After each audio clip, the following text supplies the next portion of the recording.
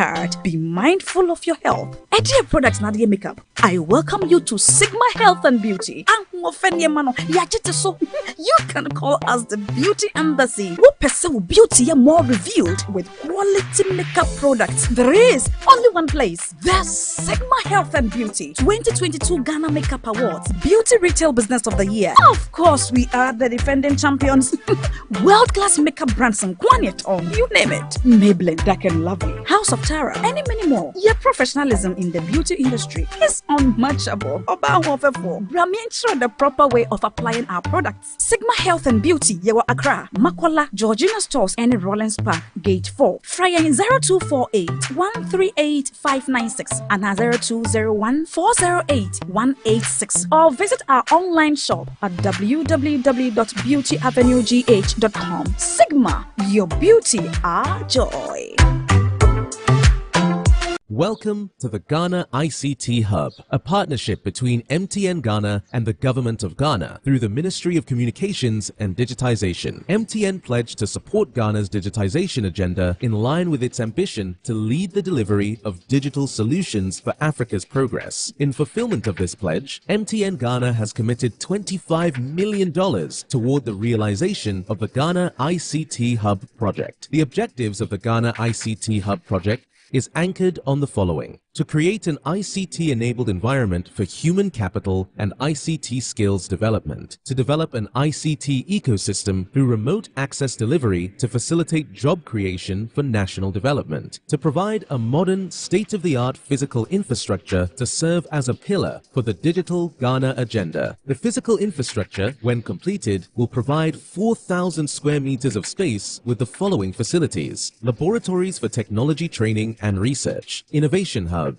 co-working spaces for tech innovation startups, Tier 3 data center, conferencing facilities, offices and meeting rooms, commercial lettable spaces, gaming area, restaurant, ancillary facilities. The technology laboratories will be fitted with the next generation ICT equipment and applications to provide the youth of Ghana with practical training in Industry 4.0 technologies such as artificial intelligence, AI, machine learning, cloud computing, 3D printing, robotics, Internet of Things, IoT, advanced manufacturing techniques, cybersecurity, genetic engineering. The project also seeks to establish a complete ecosystem at the hub through remote access delivery to facilitate job creation for national development. The ecosystem shall comprise of MDAs, technology companies, startups, incubators, research agencies, leading universities globally, foundations worldwide, to create a community. 1. The ecosystem community shall bridge the divide between academia and industry and provide solutions to challenges in the key sectors of health, agriculture, and educational sectors of the economy. 2. It shall also run an innovation program providing mentoring and networking for the youth in tech startups. 3. The ecosystem community shall establish an innovation fund to support startups, research agencies, and other entities in the ecosystem. MTN Ghana and the Ministry of Communications and Digitization are championing the Ghana digital agenda for Ghana's development. Welcome to the digital age.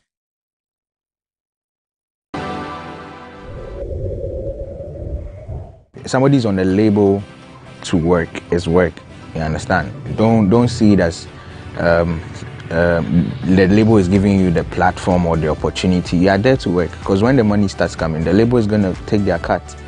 You get it? So it's not any adum now be. Why would you make bangers and then you're hungry? No, let's be honest. Like, how much are you spending on your single? And then now you have to go spend some. Even some of the labels are suffering in Ghana. You understand? Like, some just have the name and they are not really doing much. What is the craziest rumor you've heard about yourself? Oh, I heard I was gay. Yeah. I heard I was gay. That was like when I started music. Go Ghana! Are you struggling to pay your huge rent advance? Do you wish to pay your rent on monthly basis? Then good news is here. The government of Ghana has introduced the National Rental Assistance Scheme to help Ghanaians, especially the youth, pay for their rent on a monthly basis. To qualify, an applicant must show proof of the following minimum requirements. Be a Ghanaian, possess a valid Ghana card. You must be an adult of 18 years and above, have a verifiable employment or earned income. To apply, visit www.nras.gov.gh. The scheme is currently operational in the following regions: Greater Accra Region, Ashanti Region, Eastern Region, Western Region, Bono East Region, and the Northern Region.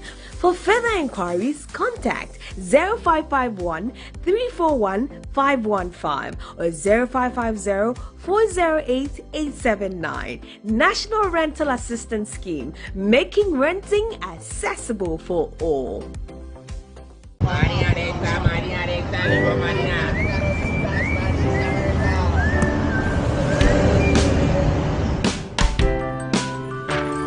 I want you so bad, Alpha Cracker. I want you. I wanna say yes, I can't resist. I want you. Ooh, I want you, Alpha Cracker. I want you so bad, Alpha Cracker. Alpha goodness rich in milk and butter. In Alpha Cracker, yummy and deliciously crunchy. But I can't resist you. Alpha Crackers, simply irresistible. This advert is FDA approved. Everyone needs the perfect snack to munch on during a fun moment. Wow. Enjoy the tasty McBerry Twist cupcakes, deliciously baked and packaged for a sweet treat. Premium quality cakes baked with love for all, enriched in butter and milk. Yummy.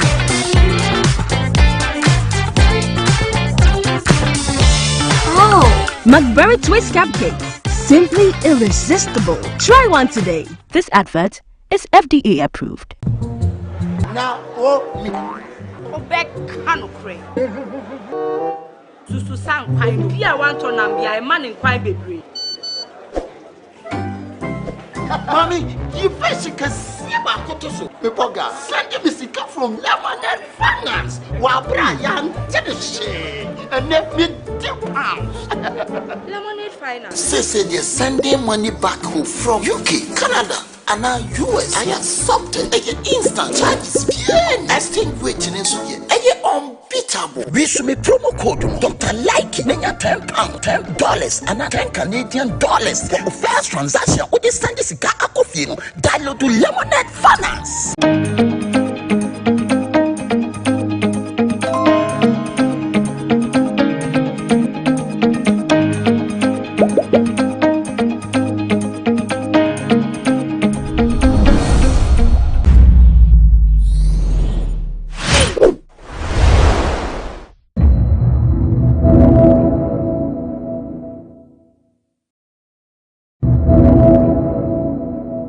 Nothing is done about climate change in the next 3 to 5 years.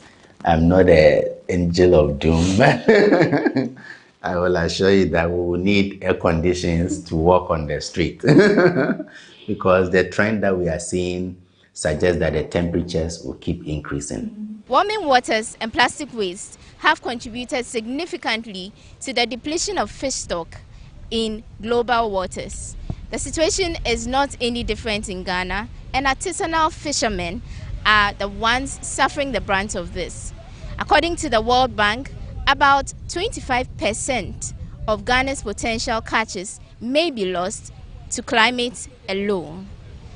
How bad is the situation, and what are some of the challenges of fishermen? We are here at the Jamestown beach to find out from some fishermen and some fishmongers. Climate change appears to have created havoc and affected lives in many ways, but this has come to be as a result of human activities which have over time contributed largely to the emission of excessive greenhouse gases and increased volumes of carbon dioxide in the atmosphere. Over the years, the Earth has trapped a lot of heat which has translated to increased temperatures. Ghana's waters have been affected resultantly and at a rather massive rate. While small-scale fisheries and aquaculture barely have contributed to climate change, that sector has now become one of the biggest victims of climate change. Fish, which serves as protein for many in Ghana, is gradually being depleted in Ghana's water owing to migration, and some species are becoming extinct gradually. Why has this come to be, and how badly is it impacting on fisherfolk in Ghana? Sometimes you go to the sea is very cool, so the species in the sea cannot be in the deep of the sea, so they come to the surface of the sea. Then we can be able to make the catch from them. So normally when we go to the sea, when the sea is very cool, we make the catch. But for now, due to the climate change, the sea has also changed to become hot. So all these fishes and the species used to go down the sea. So when you go there, it takes us a lot before we made a catch. Somewhere in the 70s, when you go to fishing, in the 75 and then the 80s, when you go to the sea, you can see during the seasonal time, we call it obue in our Ghana language. When you go there, you see the herrings and then the salmons and then all these species around. They are in order. Whatever you prefer, you go for it and then made your cast and then catch your fish and then you go away. But for now, when we go, the species are in deep, so we bow down our head deep, looking down the sea to search for all these species before we made the cast. See, and difference happen is a pono asesama he. Says ya pono asesa. First, ya kwa etumi ehu nam no wa esoro. Etumi ehu nam na pa ansa na ya to net no. Na ya kwa nam na mpo ehu bi na ya to net no.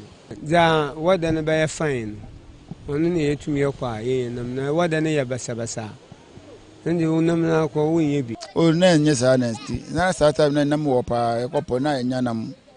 Se ekopo ko 3 days. Ekomi de ko no awansi. I got 3 days now, about 3 days, every 3 days, 4 days now. I call. I did not. I got you number. Sata na mi papa na mu kopu na yebeswa. Na I'm do yeko. Anye ye na yeko. Sata is na kopu na enya na mpa. They say they yeko de. Eru ankwa na enya. On say eru ankwa na ediba. Enya na mu. Na de ntina aside in run no den biom ntina ofin se munya nam. Oh, mpode sese nya na me kopure eblepa first every week na 2 we say na nya na me ble sese dey ko dey nya bene bon lo homo no mi show mi yo jogba no me ka te wa gbe olo be fe bene wo le ba che wo ni kana ba fa wa gbe olo jogba de che ka se obu ebiami to mo ne ke biami ni ma te skun ne abana kan ba ni ji ma du mo lo hu ka si beni abana ma fan lo ne ke biami ne fe ne won ji ali lo agbelo slot ya wo hu dali wa so ba bote obu emi de nche si keje afi ko ma yino ba si bi ani si wota ne mi so mi lo tese ana. An expert and lecturer at the Department of Marine and Fisheries Sciences at the University of Ghana, Legon, Dr. Andrews Ejekumhene, explained that extreme temperatures in the atmosphere is making the conditions in the sea inconvenient for fishes, leading to migration.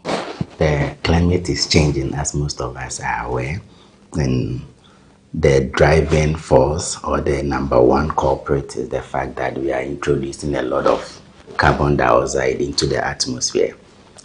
Carbon dioxide is coming about through the atmosphere as a result of man's activity, like the release of fossil fuel. Now, there are gases in the atmosphere called greenhouse gases.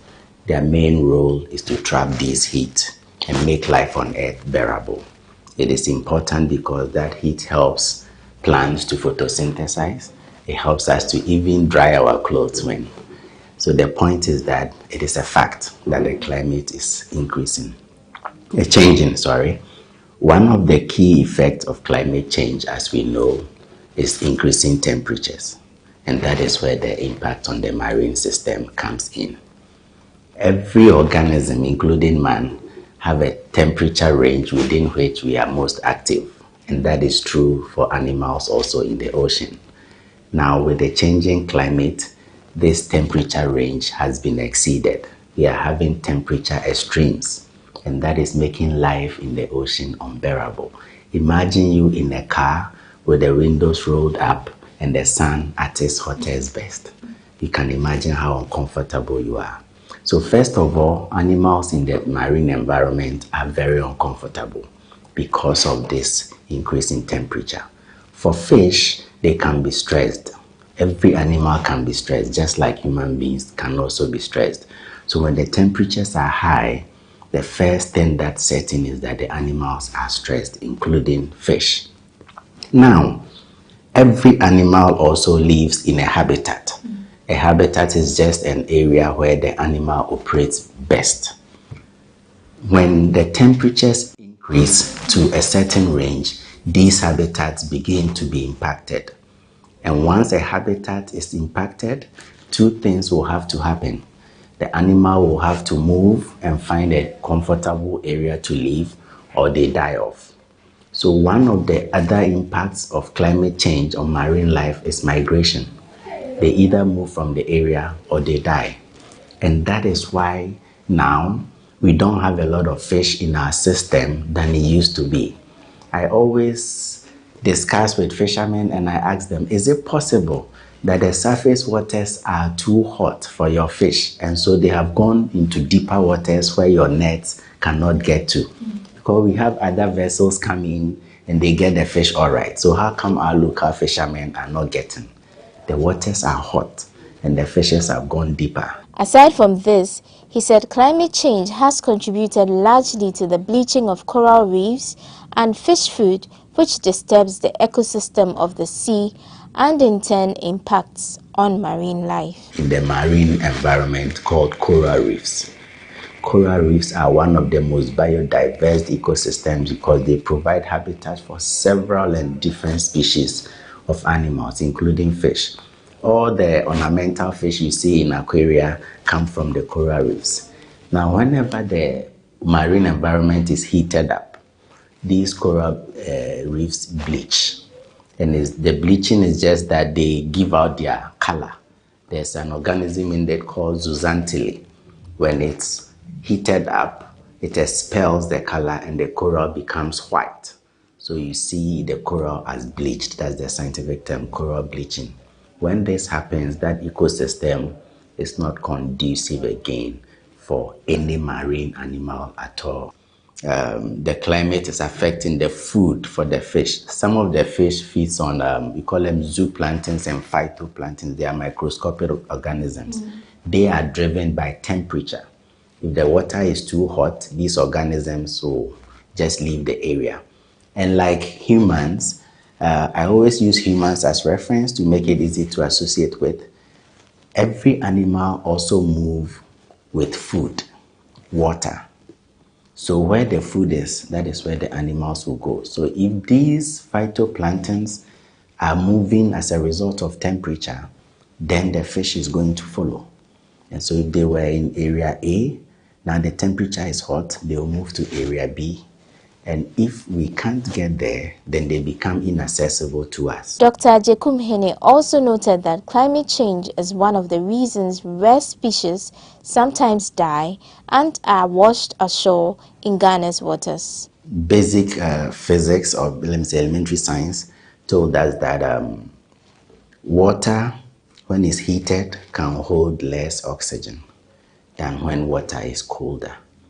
In the same way, turbulent water can also get more oxygen than when it's calmer. So there are some dynamics. If you are saying the climate is heating the water, it stands to think that the oxygen content might also be going down. And so it can cause the fish to be stressed up. The fish and then the dolphins that were washed ashore in Ghana recently, My department, Marine and Fishery Science, we put some scientists on it. I was part of the team. And it came out clearly that the animals were just stressed. Okay. There were no heavy metals, no pollutants that were affecting them. It was just stress from the environment. The oxygen level had gone down. At the same time, somewhere in the developed countries, they saw a dead pool. When we say dead pool, it's a layer of the sea where the oxygen content is so low that no organism can survive there. We saw a dead pool like that migrating through the seas. So when the animals are stressed, some of these happenings or events will occur. At the Jamestown beach, fishers noted how plastic waste has affected them. Wana gbaji bi ane rubber ya ekeni bi ka gbene won rubber e an show mi finni ka wole nyola ke la ke shallow pu ka aji asoma na wa ko trabi bi ana ubochi na mo na ud net na ana hook ni kuma na eru ankwa na udba ni nam bi ani o ma first o kopo no na sana net sata mi na mi kopo de na mu wo pa sata ye papa mu fo de sata ye papa mu na mu ko de bi ana mu di na mu ba rubber ne sane ma wo ni mu anum sata na mpodum ye quality pa se no se ukokole na sa beach na won se amu ye za beach ni nya fa mponu se nso ni top anu se beach na nso na afa na ko room ni wa ko na mpe mponu nya ya ra nkwa na di ba. So what is the way forward? Dr. Jekum Hene highlighted some very important ways climate change can be remedied and how to stop the menace of plastic waste in Ghana. If nothing is done about climate change in the next 3 to 5 years, I'm not an angel of doom. I will assure you that we will need air conditions to walk on the street because the trend that we are seeing suggests that the temperatures will keep increasing. That's why the research conducted shows that by 2050, there will be more plastic in the marine environment than fish. So I tell my students that we should try to start developing digestive system that can digest fish. Because very soon you buy KK 2 cedis and you have to buy plastic 3 cedis because there will be no fish for you to eat with. But that is how bad the situation is. Few interventions can help with climate change. One of it is awareness. If people are aware of what brings carbon dioxide into the environment, maybe we get some of them stopping it. If people are aware of how they can, in their daily activities, help to prevent or remove carbon dioxide from the atmosphere, maybe they can help. And then if I know that by planting a tree, I'm helping to clean the atmosphere of carbon dioxide, then we can plant trees. But again, we need policies.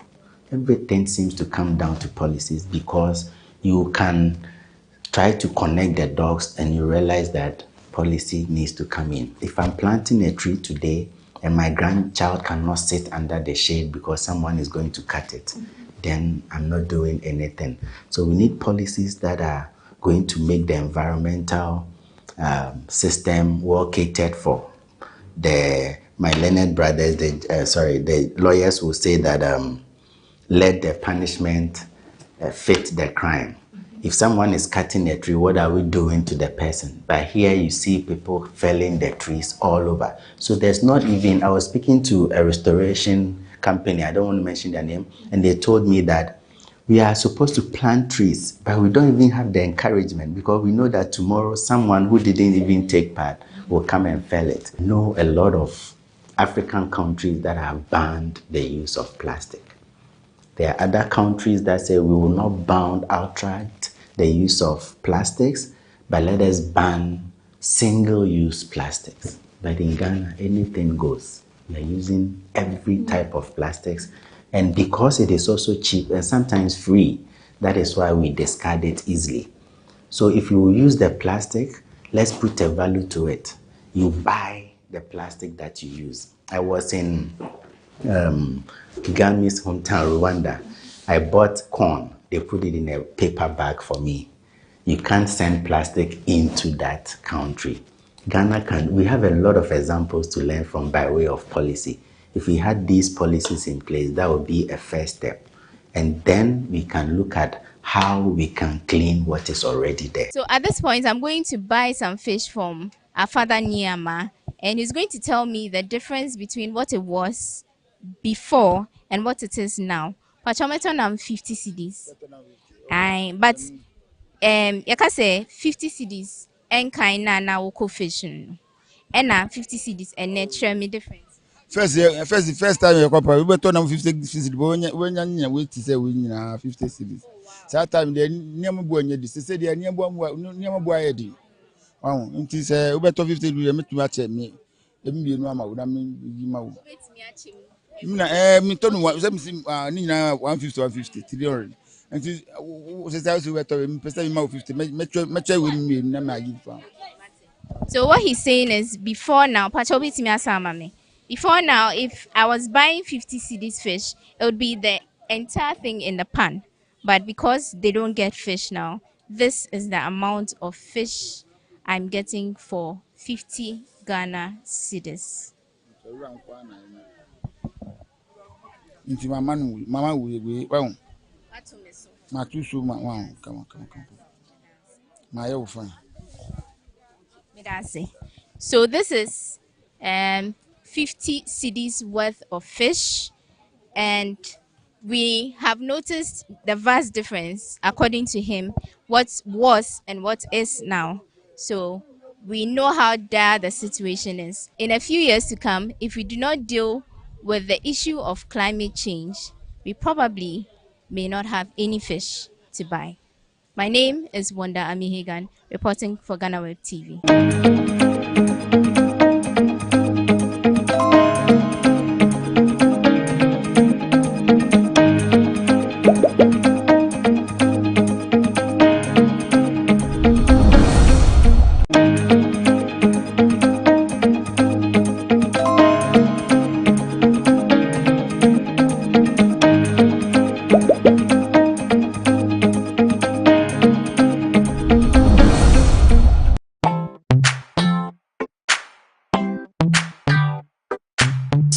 Sweetheart, be mindful of your health. Dear products Nadia Makeup, I welcome you to Sigma Health and Beauty.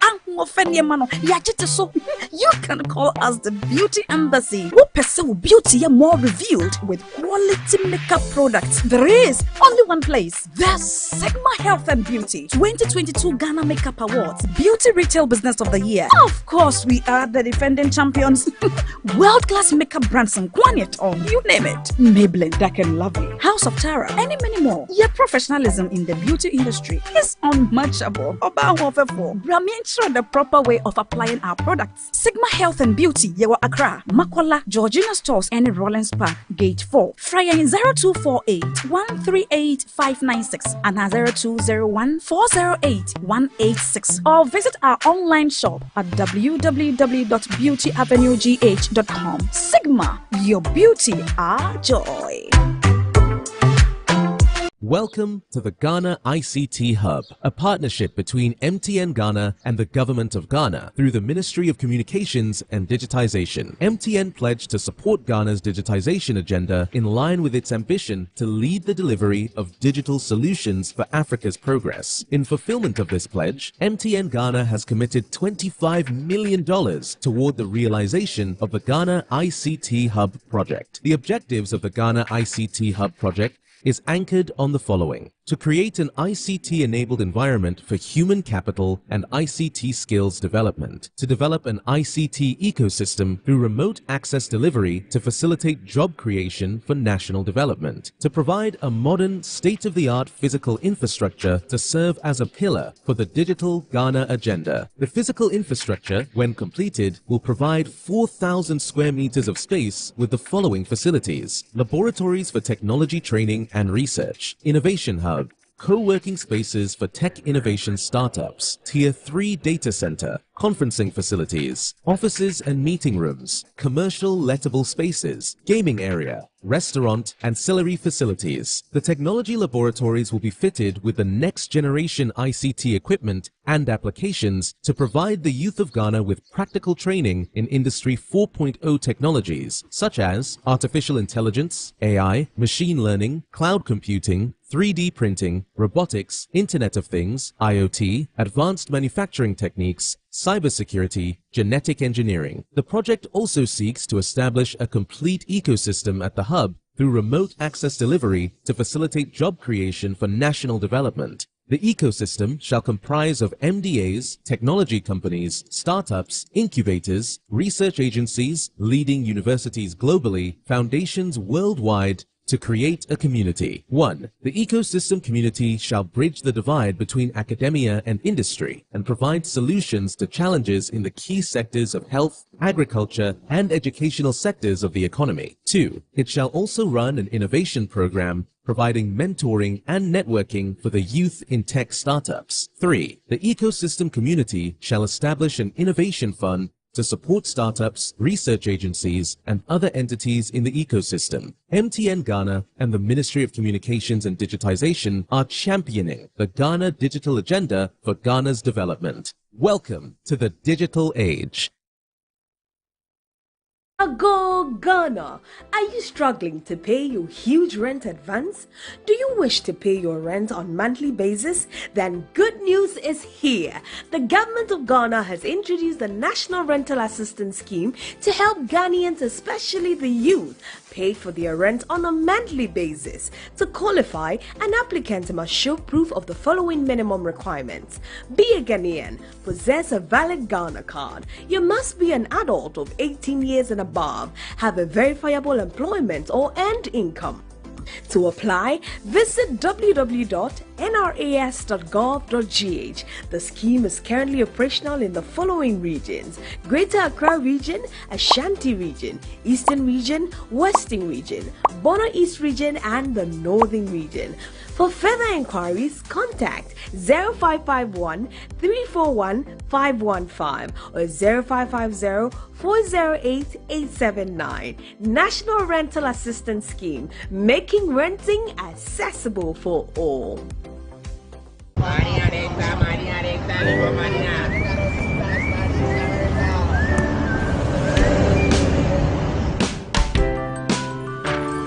I want you so bad, Alpha Cracker. I want you. I wanna say yes, I can't resist. I want you. Ooh, I want you, Alpha Cracker. I want you so bad, Alpha Cracker. Have a goodness rich in milk and butter in Alpha Cracker. Yummy and deliciously crunchy. But I can't resist you. Alpha Crackers, simply irresistible. This advert is FDA approved. Everyone needs the perfect snack to munch on during a fun moment. Wow. Enjoy the tasty McBerry Twist cupcakes, deliciously baked and packaged for a sweet treat. Premium quality cakes baked with love for all, enriched in butter and milk. Yummy.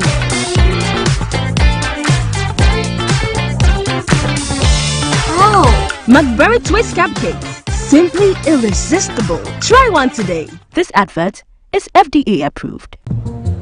Now, Obek Kanokre. Susu sang pine, Pia want to Nambia, a man in quite baby. Mommy, you first can see my cotoso. Pepoga, send me sick from Lemonade Finance. While Brian did the shade and let me £2. Lemonade Finance. Say they're sending money back home from UK, Canada, and now US. I accepted a instant charges. Exchange rate in Suya. Unbeatable. We should make promo code Dr. Like Menya £10, $10, and $10 Canadian dollars for the first transaction. With this Sunday cigar coffee, download to Lemonade Finance.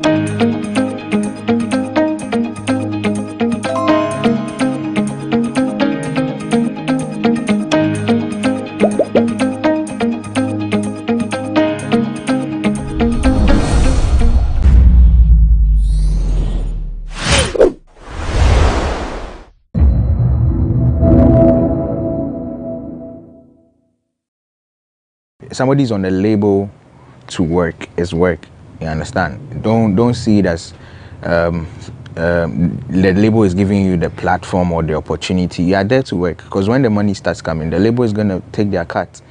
You get it? So it's not any adum now BL.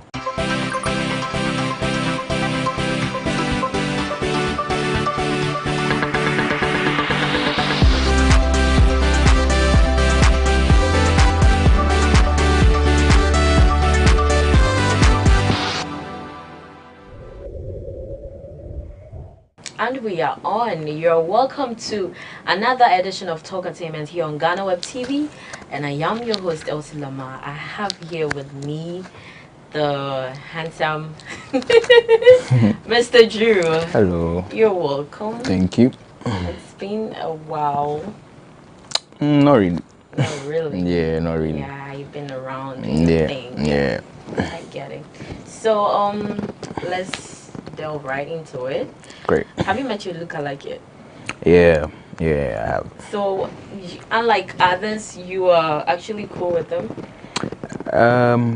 Cool as in I don't mind whatever they're doing, except if they're using it for, you know, something wrong. And I've already spoken to them that, you know, they can go about doing their own thing, but then it shouldn't be something that would dent the image of or the brand of the artist they are trying to impersonate. You get it? So apart from that, I don't think it's anything, you know, wrong.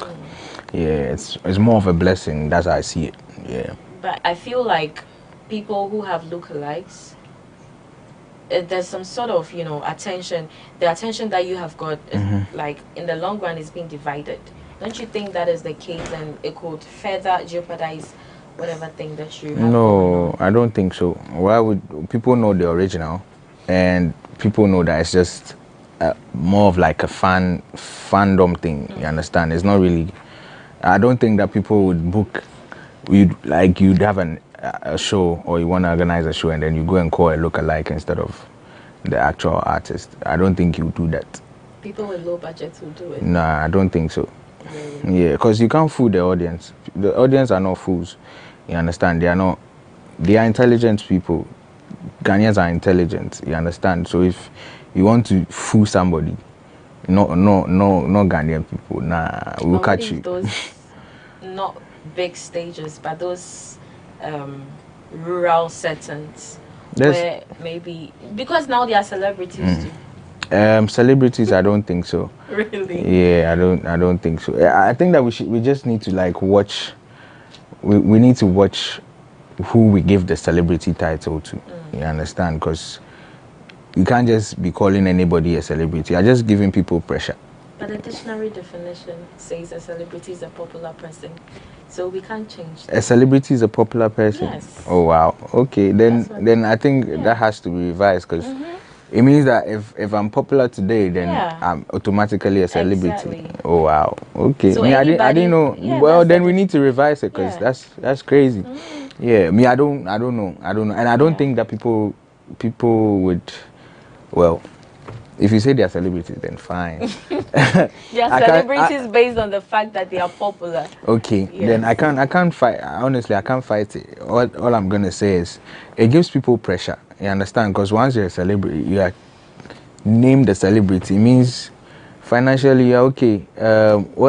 In other sides too, you're okay. Yeah. So you need to. And then you have a good influence. Exactly. That's a whole different kind of pressure. So if you're ready for that, they're cool. Well, there's a notion out there that when you move away from a particular label or a management, you struggle.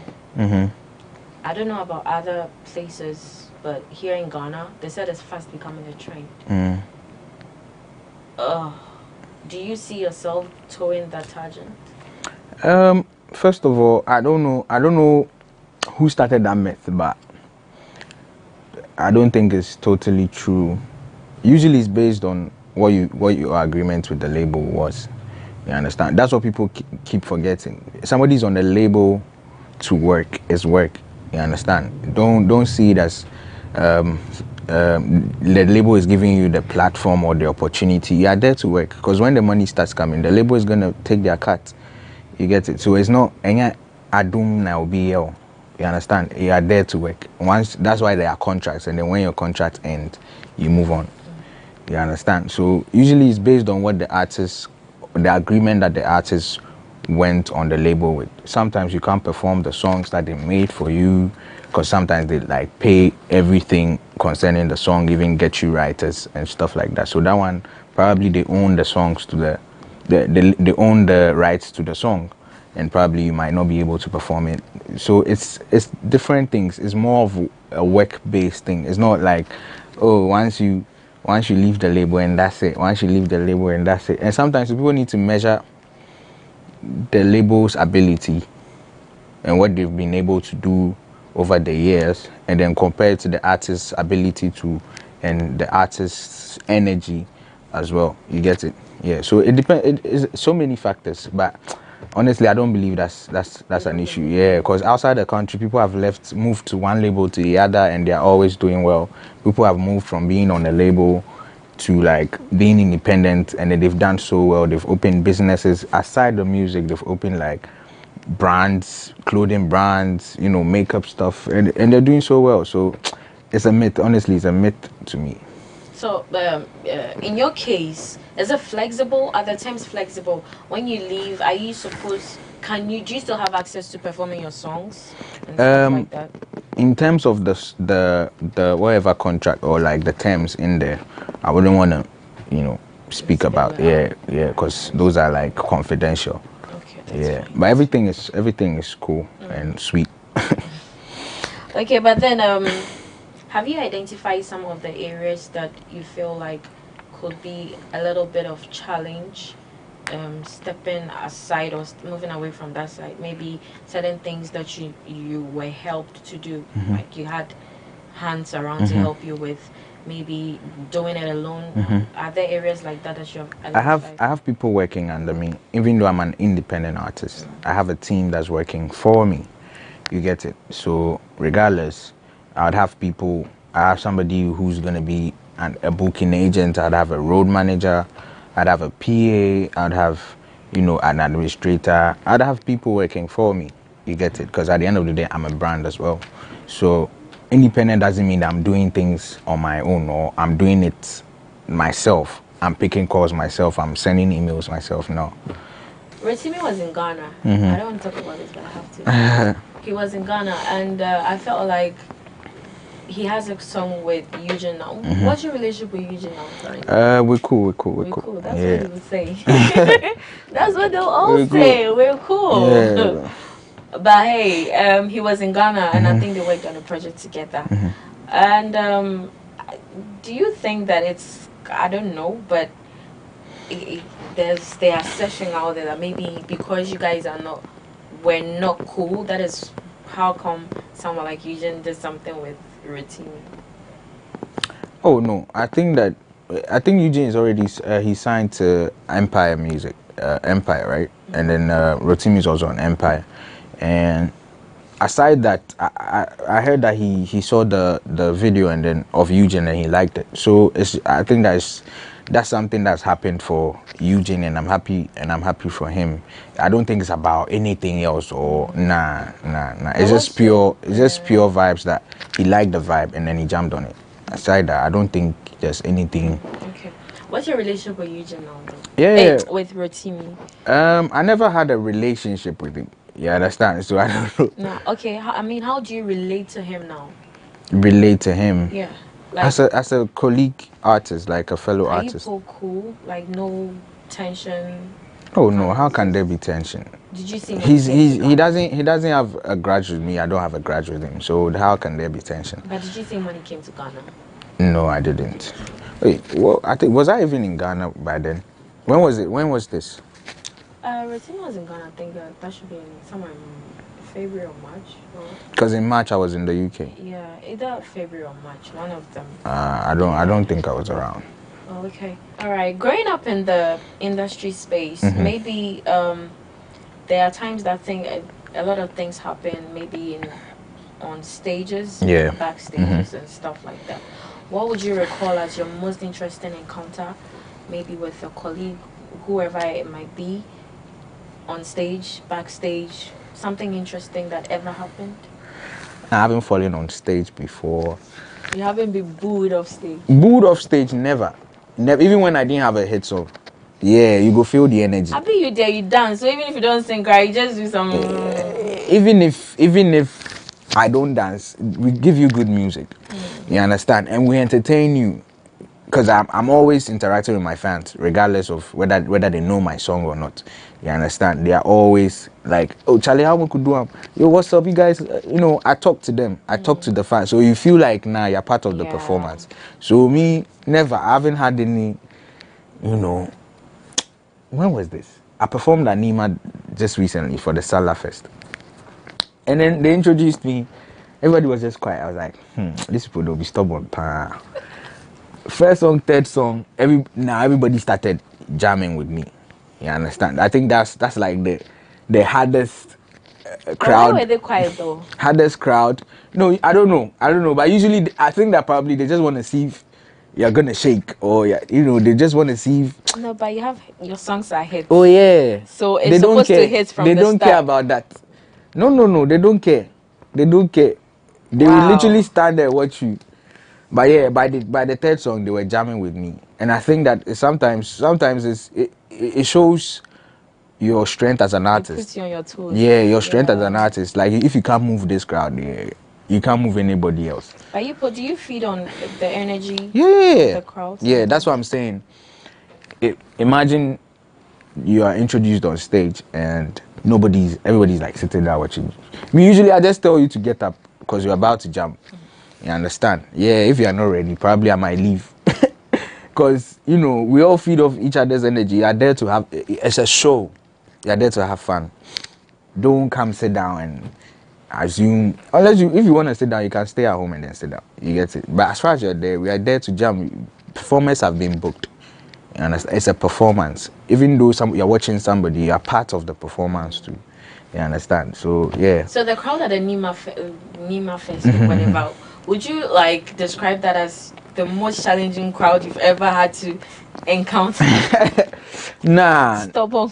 Nah, that wouldn't be. Or there are more stubborn ones. Oh, plenty. Oh, really? Yeah, but then theirs was kind of crazy because they introduced, oh, let's welcome Mr. Drew, and then everybody was like, ooh. Yeah. And then I still went on. It didn't even take long. Like by the third song, the energy had started moving all the way to the roof. Yeah, people had climbed story buildings just to watch me. Would you say that maybe it's the song you chose? No. It's not the song. They know the song. They know. They even know the person. They know. You understand? But it's kind of probably, I don't know. Maybe they were tired by the time I came to perform, or maybe they were expecting somebody else. You understand? Sometimes it happens. Sometimes they can hype them for a different artist. Yeah, usually when you're about to go on stage, they'll be hyping somebody else for the performance, and then when you come, they are kind of disappointed, but they still have to jam regardless. So yeah, it happens. It's normal. Yeah. Okay. Yeah. What about low moments? Have you had any of those? Low moments. Yes. Low moments. Yeah, definitely. I'm human. I'm not a robot. Can you share some in case someone wants to take a cue from what you went through? Low moments. The low moments, there are plenty. Give us plenty. I'm trying to remember one. Yeah. What? I think that there was a time where I released a song, but the expectation that I had for it, it wasn't. I wasn't seeing it. You understand? So at that point, I was pretty down a little bit. I was like, damn, because I really, really loved the song. Yeah, there are songs where we release and then it's not really, but then people love it regardless. You understand? And there are songs that are really close to our hearts that when you release, you're expecting people to hold it so much, but you can't really tell. Honestly, the people are different. People have different moods. You understand? Sometimes they can love what you love, or they can love something else that you don't really like. You get it? So that situation kind of brought me down a little, but down the line, people love it now. People love the song now, and I'm kind of really shocked because I was like, wow. What song is that? Diana. Yeah, that's a nice song. Yeah, because I was like, when I released it, people weren't really messing with it. You understand? Then down the line, I've heard so many people come to me, even when I've gone to like interviews, and then that's what they play. And when they play it, it's a different vibe. Yeah. So I'm like, oh, okay. Probably some of the songs need to just grow on you. Just take some time and then grow on you, and then it'll become people's favorites. Every interview that I've gone to, if they are playing music, they play Diana, and the reaction from the people. I've had the producer tell me, that's one of my favorite songs from you. Minyampu my bossa. Every time Diana. So yeah, Charlie, make you no give up. Just do you. Just keep feeding the people. Just keep giving the people content, and definitely all is gonna pack up. It's like a bank. You are growing a bank. You understand? All go. I bet pack it. Yeah. So far, how is it like being a solo artist? It's the same as being on a label. When I was on Highly Spiritual Music, it's the same vibe, same thing. Yeah, same thing that I'm doing, same thing that I was doing on the label. So nothing has changed. Nah, not at all. Okay, all right. Let's take a breather here. When we come back, we're gonna talk about his project and some of the things that he would want us to know. We'll be right back. Everyone needs the perfect snack to munch on during a fun moment. Wow. Enjoy the tasty McBerry Twist cupcakes, deliciously baked and packaged for a sweet treat. Premium quality cakes baked with love for all, enriched in butter and milk. Yummy.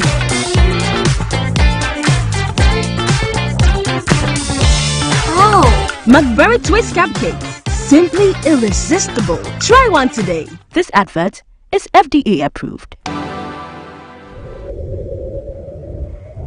We are back. If you just joined us, you're watching Talk as MNT on GhanaWeb TV, and I am your host Elsie. We're chit-chatting here with Mr. Drew Sele. How do you say it, Sele? Sele.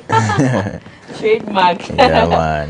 Okay, so take us through your projects. What are you currently working on at the moment? Okay, so I currently have a single out. Title is Tomorrow. Beautiful Afro-piano music. I'm also working on an EP that will be dropping this year.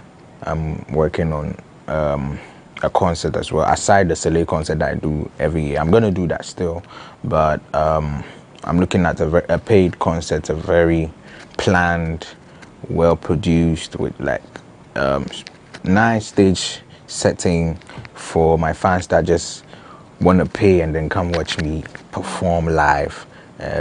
Give them a different people that are looking for a different experience. Yeah. What's the motivation or inspiration behind your Tomorrow song?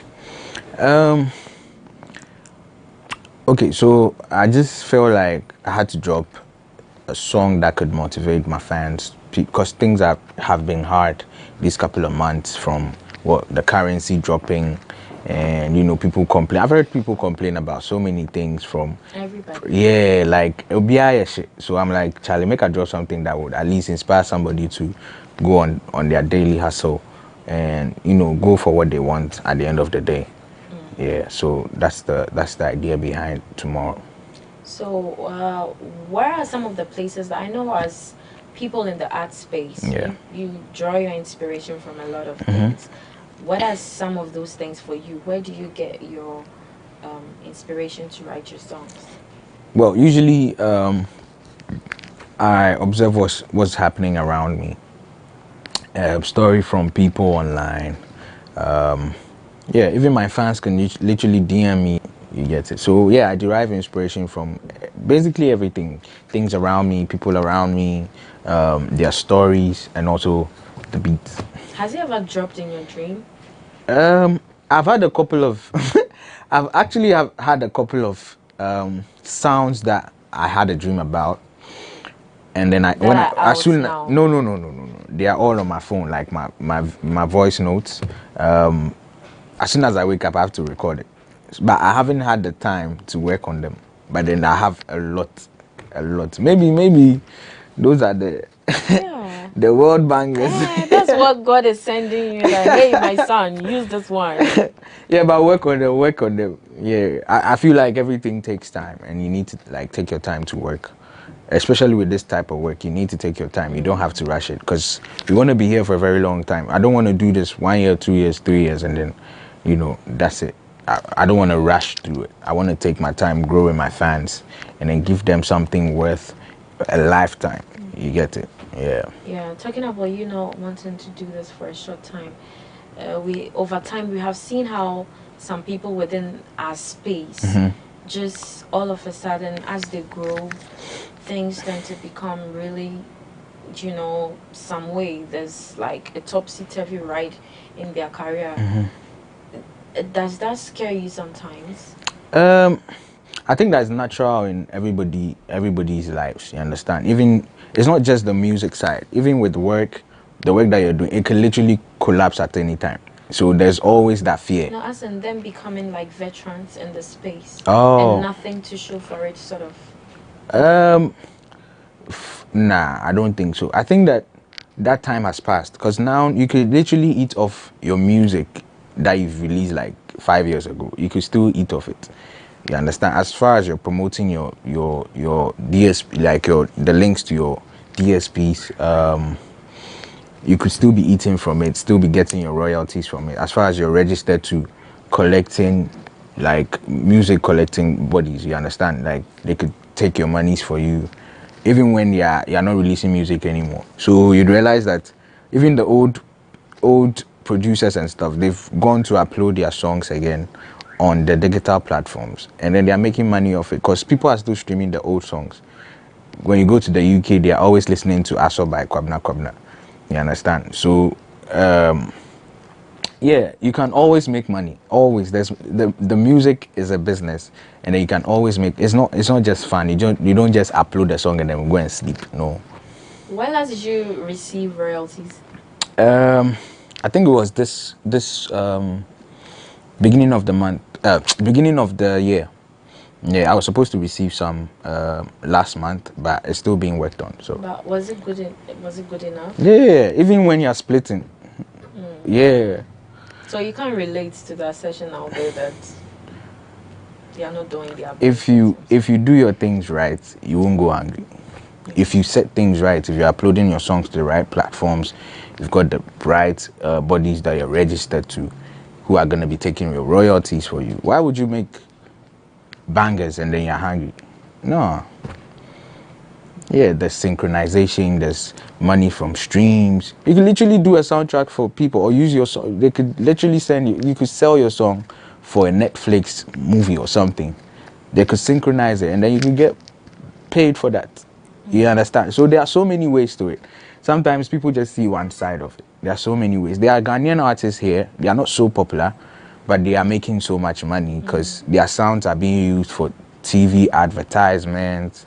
You know, they're doing other stuff for like big companies, and it's all part of the music circle. It's like I'm giving you plenty info. Yeah. Oh, I personally go for seminars like that. So cool.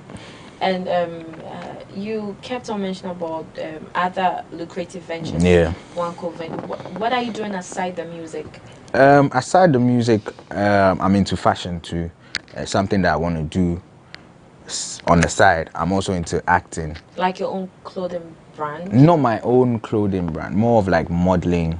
And then my little brother has a clothing brand that we want to build, so there's that. But then that's fashion is something that I want to go into. Aside the music, I want to go into acting as well because I did theater in school. So I could literally branch into anything that I want and still be doing the music. We'll be giving you everywhere, back to back. I see. Yeah. You've been in the industry for a while. What are some of the things you've identified that are ills, shortcomings, be it from the stakeholders, be it from the system, wherever it might be? What are some of the things you've identified? One major thing that I'd say is investors, right? Whether private or from the government. I feel like more money should be pumped into our arts because it's going to bring more attention to the country. You see people moving out for tours and stuff. It's their own money that they are using. Stoneboy is doing a tour. He has released an album crazy album, doing like a tour up and down, moving around. It's their own money. Nobody's investing. You understand? Sarkodie is doing a jam store. Own money from his own streams, his own pocket. It's not easy from shows and stuff.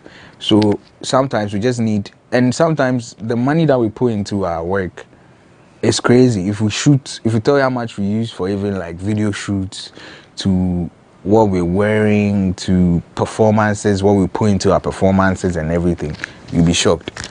You understand? Into even promoting just one song takes a lot of money. You understand? Than like, how do I even put this? Let's say somebody will be spending around $100,000 on like one song without video. You can spend that much? Oh yeah, people spend that much. Possible. Yeah, it's possible. People have spent. I think like Camido has even come out to speak about his song you will spend even more. Even people are spending even more.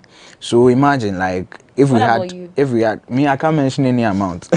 As for you. Yeah, I can't mention any amount, please. But I spent on my singles, and I'm just gonna say that we need more investments, like private investors or from the government need to put more money into this, because at the end of the day, when these Afro nations and stuff are doing their shows here, you realize that they don't even book our artists. They book more of the outside people. You understand? Because those people have invested a lot into their craft, so they bring some kind of, some image, you understand? So imagine we had that kind of investment. It would be crazy. So the private sector, the government sector too, if you want to invest in the music, please do, because it's lucrative. It brings attention to the country. It sells the country as well, because we're shooting music videos. We're putting our, all the nice places in Ghana in there.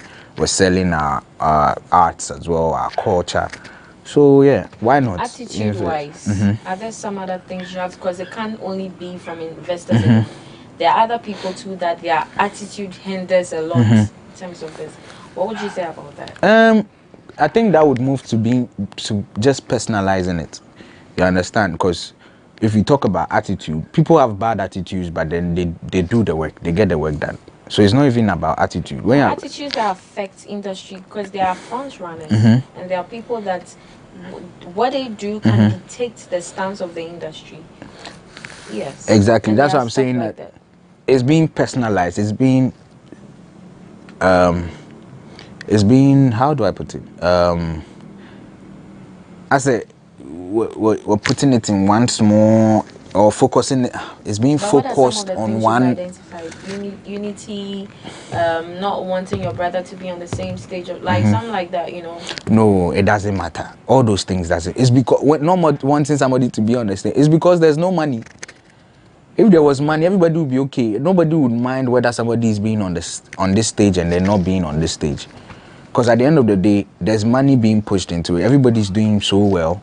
Nobody really cares. So you feel it's because people are not really doing well. That's why, that's really... It's because we're not getting the resources that we need. You understand? If we have the same resources, we have as much stuff going into our works, nobody will really care. And they'll be in USA, they'll be in Hase, they'll be in Obia Bonneto. Is that why it's hard for an artist to groom an artist here in Ghana? Because one can not feel they say you are not there yet. How baby grooming will be? I mean, it could be one of those things, because let's be honest, like how much are you spending on your single, and then now you have to go spend some. Even some of the labels are suffering in Ghana. You understand? Like some just have the name and they are not really doing much. You get it? So adding is very difficult. So it all boils down to the money. If investment is being done right, and then a lot of investors are coming in for the music industry, artists, that they can pinpoint and say that, oh, I can invest in this guy. In the next 5 years, he's going to make me this amount, and he's going to be one of the biggest performers from Africa. Let's invest in him. Why not? Everybody will be okay, because at the end of the day, Obini will be in corporate. Yeah, obiya be okay. But see, and resources need to Obinya access kakra obe damage obiya. Oh, so you understand? So, and it's not their fault. You get it? It's not anybody's fault. It's because the resources are not. It's shot, and we are all gunning for it. Everybody's going for it. Yeah. Before we draw the curtains, what is the craziest rumor you've heard about yourself? Oh, I heard I was gay. Yeah. I heard I was gay. That was like when I started music. I heard people say that I was gay. I'm like, how? Yeah, that's like the craziest rumor I've heard. How did you feel when you heard that? Yeah, I just thought it was funny. Wow, but Yeah. how do you look like? Well, do you look like a gay or something? I don't know. I don't know what the person was thinking. But I wasn't this big though. It's just I crashing my phone kakra. Maybe our body means here. My body. Now my hair slim. Now only 6 packs. Now my phone. And yes, it's when you're 6 packs, and there's all my castle your master gay. So your last words. I just want to say, keep streaming my music. Tomorrow is out everywhere. On all the platforms that you listen to music on. You could go to Boomplay, Audiomack, Spotify, Apple Music, everywhere else. Just stream my music. And subscribe to my YouTube channel, my new YouTube channel, Mr. Drew Official. Go there and then subscribe. You can follow me everywhere at Mr. Drew Official. So Facebook, Mr. Drew Official, IG, Mr. Drew Official, TikTok. Also, not to forget, I started the dance challenge for tomorrow, so you can join as well. Give us the song, a little bit of the song that you want the dance challenge for. Okay, so it goes like, everybody gets a problem. In this world we all live. No go kill yourself to solve it. Leave am for yard, wipe off your tears. And every time you fall, remember, say on your me were there for us. As you dey count your blessings, try to move body, Baba go wash all your sorrow. So it go biggie like it dodo. When the money go flow, life is short, so don't stress. Whether you get them or you no get. Me, I can't come and kill myself. Happiness I won't get. Nothing there for pockets, but me I know they care. Oh, sorrows, hey, forget all your sorrows. Dance like there's no tomorrow. I can't come and kill myself on fire.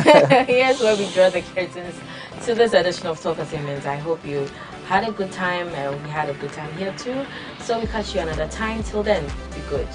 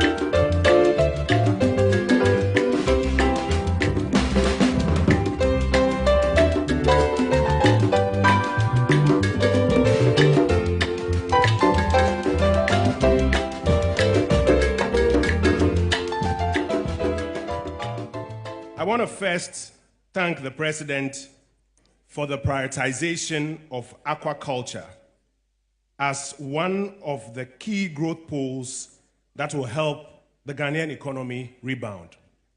President Akufo-Addo, over the years, even before now, has been keen on growing the Ghanaian economy, and one of the key growth poles that he's been interested in is aquaculture.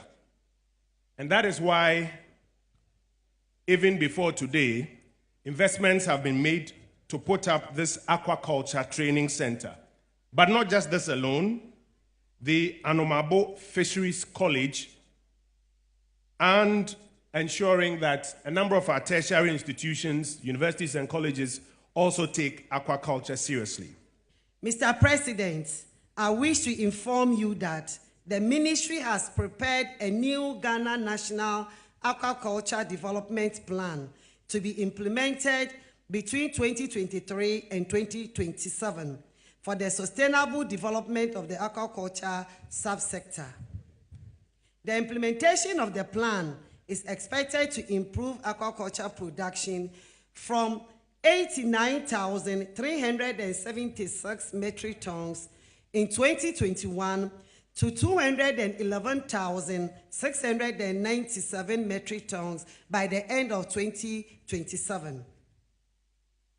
The operationalization of the center will also help to improve the implementation of the aquaculture for food and jobs initiatives being implemented by the ministry by providing the needed practical training to beneficiaries of the initiative to improve their skills and capacities.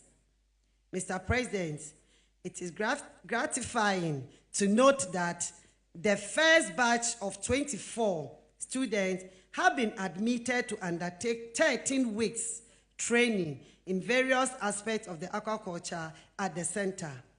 I take the opportunity to entreat them to make good use of this chance and help promote the aquaculture industry in the country. Today marks yet another milestone in government's quest to develop the fisheries and aquaculture sector.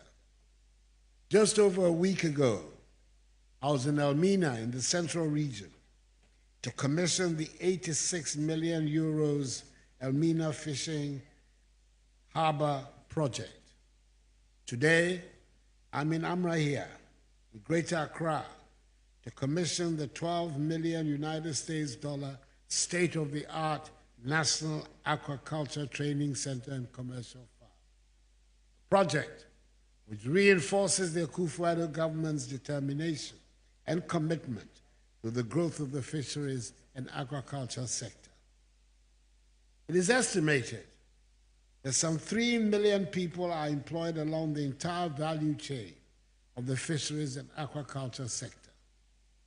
Some 60% of the nation's annual protein is derived from the fishing sector. It contributes about 11% of agriculture's GDP, and it employs about 20% of our nation's workforce through direct and indirect means. Last year, our nation earned some $254 million United States from the export of fish and fish products.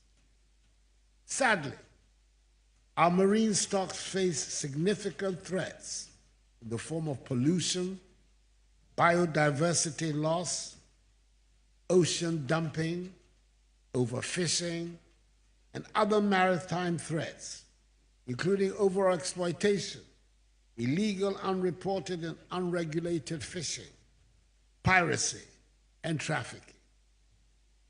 These avoidable threats affect the livelihoods of millions of people. They affect food security prospects.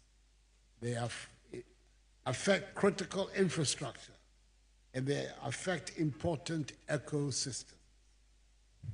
To address the challenge of dwindling catches from the sea and increasing demand for fish, government in 2019, in recognition of the potential of the aquaculture subsector, granted approval for the implementation of the Greenhouse Aquaculture Technology System to help increase domestic fish production, to increase expertise in aquaculture, and to create jobs for the youth.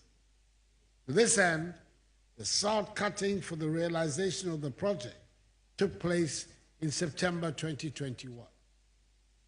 The aim of the center is to produce quality fish products and create employment through the training of the local population as fish farmers, with emphasis on graduates from our universities. The center complements the Ministry of Fisheries and Aquaculture Development's program on agriculture for food and jobs, and reaffirms government's determination to reduce graduate unemployment in the country. Ladies and gentlemen, as water bodies dry up and become polluted due to human activity, and as the pressure on land acquisition increases. Modernization of aquaculture must involve the utilization of less space and water, but at the same time must increase productivity. One such modern technology that has these attributes is the Recirculating Aquaculture System, RAS, which is being employed by the center I'm commissioning today. Not only does this system offer minimal maintenance costs and relatively low to moderate energy consumption, it also guarantees the production of healthy and export-ready products. It will thus ensure the production of some 25 metric tons of tilapia, 25 metric tons of catfish, and 4 metric tons of prawns annually. This will ultimately mean an increase in fish production, a reduction in fish imports, and the enrichment of local capacity and technical know-how through the training of youth at the center. It is my expectation that the center will be well managed to achieve its purpose of training modern fish farmers and also produce fish in high quantities to generate sufficient income to sustain the center and augment total fish production in the country. I congratulate the contractors and consultants for completing the project on schedule, and I express the gratitude of the Ghanaian people, the chiefs and people of Amrahia and Amanfro for their support and cooperation during the construction of the project. And I encourage the student trainees, through their representative, to persevere and help shape the development of this potentially lucrative sector. It is thus my singular honor and pleasure to declare the National Aquaculture Training Center and Commercial Farm duly commissioned.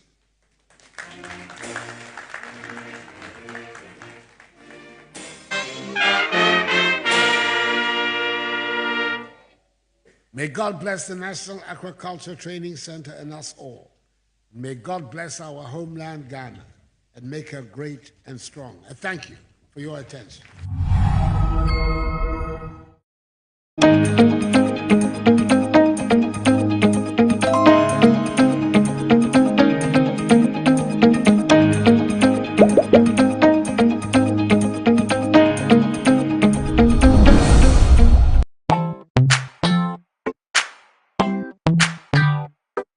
Sweetheart, be mindful of your health. Dear products na dear makeup. I welcome you to Sigma Health and Beauty. You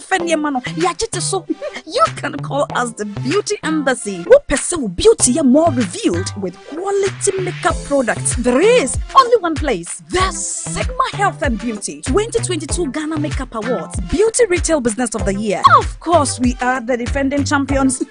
World-class makeup brands and Quanetong, you name it. Maybelline, Dark and Lovely, House of Tara, and many more. Your professionalism in the beauty industry is unmatchable. Ensure the proper way of applying our products. Sigma Health and Beauty, Yewa Accra, Makola, Georgina Stores, and Rollins Park, Gate 4. Fryer 0248 138 596 and 0201 408 186. Or visit our online shop at www.beautyavenuegh.com. Sigma, your beauty, our joy. Welcome to the Ghana ICT Hub, a partnership between MTN Ghana and the Government of Ghana through the Ministry of Communications and Digitization. MTN pledged to support Ghana's digitization agenda in line with its ambition to lead the delivery of digital solutions for Africa's progress. In fulfillment of this pledge, MTN Ghana has committed $25 million toward the realization of the Ghana ICT Hub project. The objectives of the Ghana ICT Hub project is anchored on the following: to create an ICT-enabled environment for human capital and ICT skills development, to develop an ICT ecosystem through remote access delivery to facilitate job creation for national development, to provide a modern, state-of-the-art physical infrastructure to serve as a pillar for the Digital Ghana agenda. The physical infrastructure, when completed, will provide 4,000 square meters of space with the following facilities: laboratories for technology training and research, innovation hub, co-working spaces for tech innovation startups, Tier 3 data center, conferencing facilities, offices and meeting rooms, commercial lettable spaces, gaming area, restaurant, ancillary facilities. The technology laboratories will be fitted with the next generation ICT equipment and applications to provide the youth of Ghana with practical training in Industry 4.0 technologies such as artificial intelligence, AI, machine learning, cloud computing, 3D printing, robotics, Internet of Things, IoT, advanced manufacturing techniques, cybersecurity, genetic engineering. The project also seeks to establish a complete ecosystem at the hub through remote access delivery to facilitate job creation for national development. The ecosystem shall comprise of MDAs, technology companies, startups, incubators, research agencies, leading universities globally, foundations worldwide, to create a community. 1. The ecosystem community shall bridge the divide between academia and industry and provide solutions to challenges in the key sectors of health, agriculture, and educational sectors of the economy. 2. It shall also run an innovation program providing mentoring and networking for the youth in tech startups. 3. The ecosystem community shall establish an innovation fund to support startups, research agencies, and other entities in the ecosystem. MTN Ghana and the Ministry of Communications and Digitization are championing the Ghana Digital Agenda for Ghana's development. Welcome to the digital age. Go Ghana! Are you struggling to pay your huge rent advance? Do you wish to pay your rent on monthly basis? Then good news is here. The government of Ghana has introduced the National Rental Assistance Scheme to help Ghanaians, especially the youth, pay for their rent on a monthly basis. To qualify, an applicant must show proof of the following minimum requirements: be a Ghanaian, possess a valid Ghana card, you must be an adult of 18 years and above, have a verifiable employment or earned income.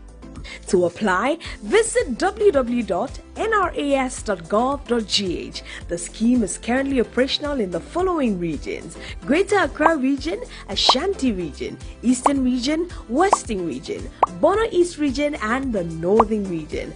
For further inquiries, contact 0551 341 515 or 0550 408 879. National Rental Assistance Scheme, making renting accessible for all.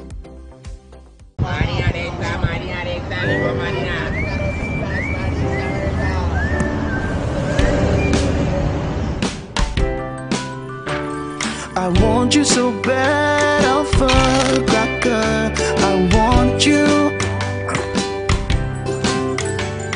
I wanna say yes, I can't resist. I want you.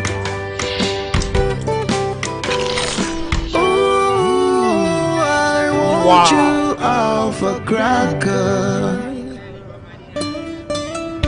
I want you so bad, Alpha Cracker. Don't me call one casa. Alpha goodness rich in milk and butter in Alpha Cracker. Yummy and deliciously crunchy. But I can't resist you. Alpha Crackers, simply irresistible. This advert is FDA approved. Everyone needs the perfect snack to munch on during a fun moment. Wow. Enjoy the tasty McBerry Twist Cupcake, deliciously baked and packaged for a sweet treat. Premium quality cakes baked with love for all, enriched in butter and milk. Yummy.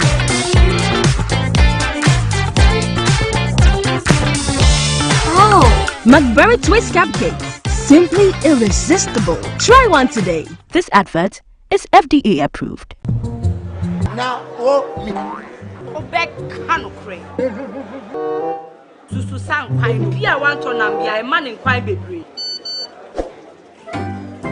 Mommy, you first can see my cotoso. Me boga, send me sika from Lemonade Finance. Wa Brian Tennessee. And let me £10. Lemonade Finance. Say they're sending money back home from UK, Canada, and now US. I accepted a instant charges. Exchange rate in Suya.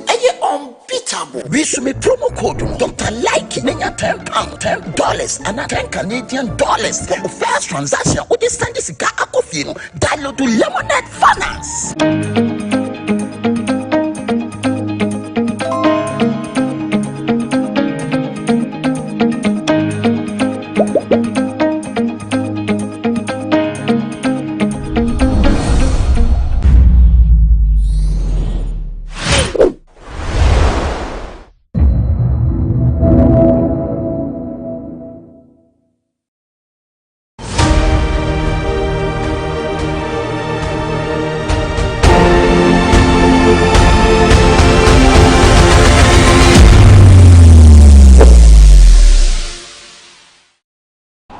On this episode of Everyday People, we speak to a woman who has been selling roasted plantain, Kofi Brookman, for the past 4 years. I know you would be interested in listening to her story as well. This is Everyday People on GhanaWeb TV with me, Victoria Chebafo. Come along, let's get talking. I'm a Fosti. Michiao. Wait there, you see who send you man a sequel. Edman day, what don't see a good so. What shall I say? To say how many years? 4 years. 4 years. Wow. What's a pimp? You know, you're my minimum. I will for where you were a doctor, a semi lawyer, a semi century, but a pan so na Bibisa aqua divert, not as a fiddy. Also, story net sana. Now, we need an insurance. Me, my phone or my family and go school. I didn't tell. Me, no, dear mammy can tell me, say, we have a say or baba, the ordinary go school. Dashing or bear records and I bet maybe feelings, and the papa be or bear mouth. Into the mamma, you now, if I am go school. Oh, sign it here. Oh. Nti omo makano omo so edwuma be no mo yesa bi go no betumi de niti ahwehwemu sa na chaso no nkasa pe bi dia ma no sanete nti omo maka e ma tiri na makano fi so mo ye den ono so ba ko so tutu kokose ya ba ko de o wa kwentu nti ono ni Ghana ase so se kokko tutu no 4 years ni nti den ni den bi na chese wetumi e dia yi bi ma nya hwe ye be dia ana o mba Bachwa me onkola 4. Omom ko school na say penyin we nursing school. Na de to aso SS. Asana ba ko GSS.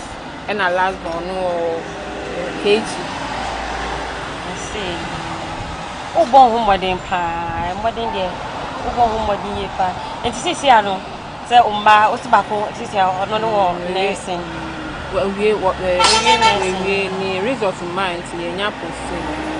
And since I say, you must be bad, Nasi Akasabia, buying Juma Nasi Bibine, Yakasamo, a more option is upon a choir, or didn't this over here. I buying Juma, me a man could scream, and I are buying you. Oh, say, Bia, and Bia, remember more position, Bia, vending, and come here, very warm. And I want to send out his own yanka if you have ever so because one I say, me to make a semi sancus, and say, because one never share in Colano, a way to you or Kitwa or want to mean you'll be a manager Colano to school year.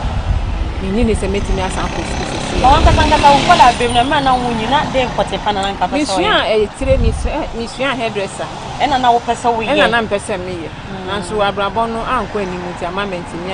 Don't mean she be crying. Miss a bomb whom and so meant me and Yabe be a Yemeduma.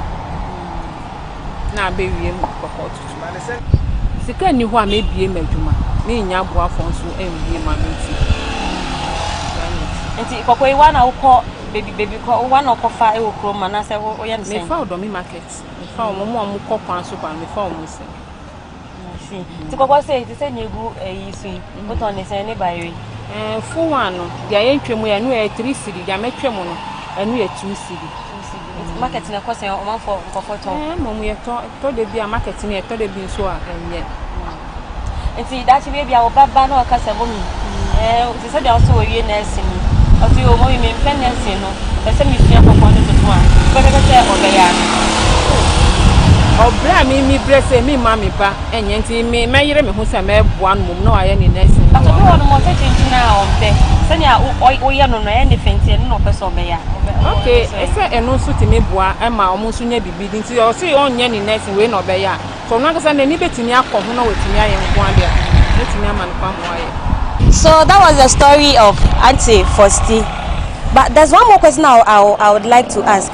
Into man for no mo sorry o mo say and eduma we kra na sike nima ase yembu omo yebu manim tane we no omo sa no e foto be na obese ode be mo e foto am de we ma omo ni say eduma den obeso mu yi e na obehu no say dey.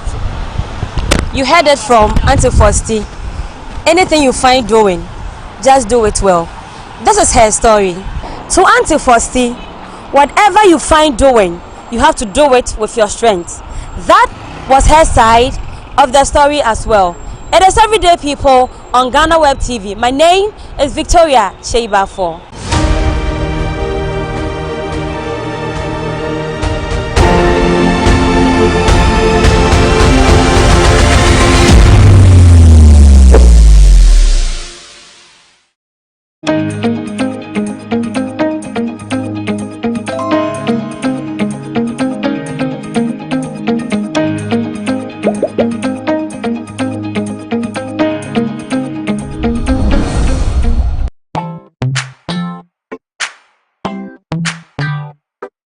Sweetheart, be mindful of your health. Dear products na dear makeup. I welcome you to Sigma Health and Beauty.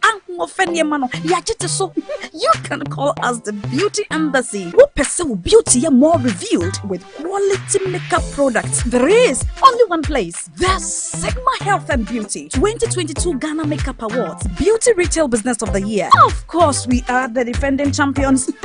World-class makeup brands and Kwanyet on, you name it. Maybelline, Dark and Lovely, House of Tara, and many more. Your professionalism in the beauty industry is unmatchable.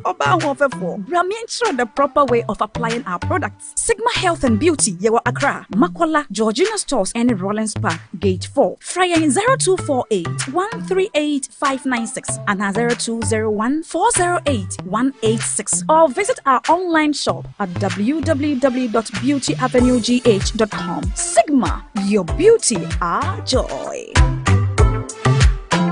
Welcome to the Ghana ICT Hub, a partnership between MTN Ghana and the Government of Ghana through the Ministry of Communications and Digitization. MTN pledged to support Ghana's digitization agenda in line with its ambition to lead the delivery of digital solutions for Africa's progress. In fulfillment of this pledge, MTN Ghana has committed $25 million toward the realization of the Ghana ICT Hub project. The objectives of the Ghana ICT Hub project is anchored on the following: to create an ICT-enabled environment for human capital and ICT skills development, to develop an ICT ecosystem through remote access delivery to facilitate job creation for national development, to provide a modern, state-of-the-art physical infrastructure to serve as a pillar for the digital Ghana agenda. The physical infrastructure, when completed, will provide 4,000 square meters of space with the following facilities: laboratories for technology training and research, innovation hub,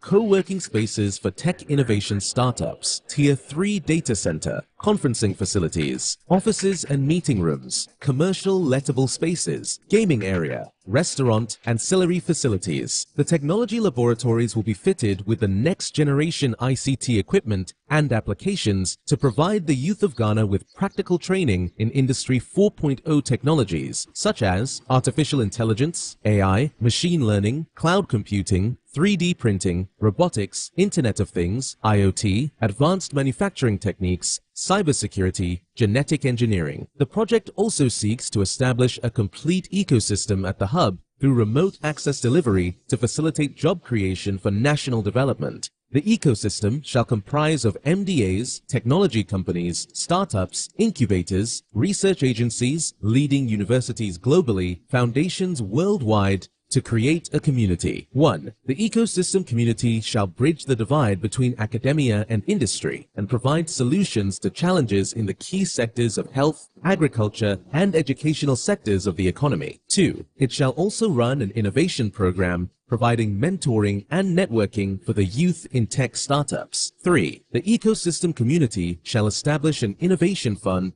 to support startups, research agencies, and other entities in the ecosystem. MTN Ghana and the Ministry of Communications and Digitization are championing the Ghana Digital Agenda for Ghana's development. Welcome to the digital age. Go Ghana! Are you struggling to pay your huge rent advance? Do you wish to pay your rent on monthly basis? Then good news is here. The government of Ghana has introduced the National Rental Assistance Scheme to help Ghanaians, especially the youth, pay for their rent on a monthly basis. To qualify, an applicant must show proof of the following minimum requirements. Be a Ghanaian, possess a valid Ghana card. You must be an adult of 18 years and above, have a verifiable employment or earned income. To apply, visit www.nras.gov.gh. The scheme is currently operational in the following regions: Greater Accra Region, Ashanti Region, Eastern Region, Western Region, Bono East Region, and the Northern Region. For further inquiries, contact 0551 341 515 or 0550 408 879. National Rental Assistance Scheme, making renting accessible for all.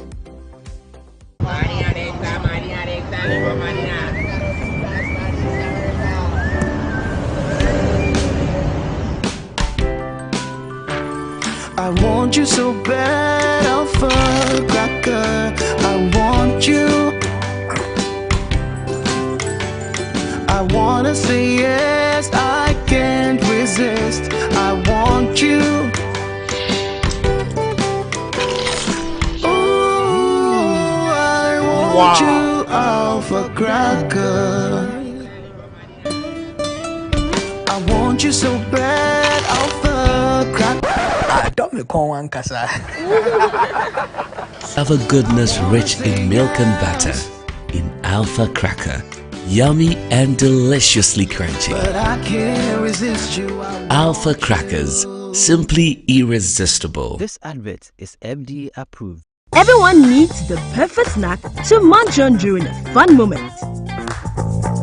Wow. Enjoy the tasty McBerry Twist Cupcakes, deliciously baked and packaged for a sweet treat. Premium quality cakes baked with love for all, enriched in butter and milk. Yummy.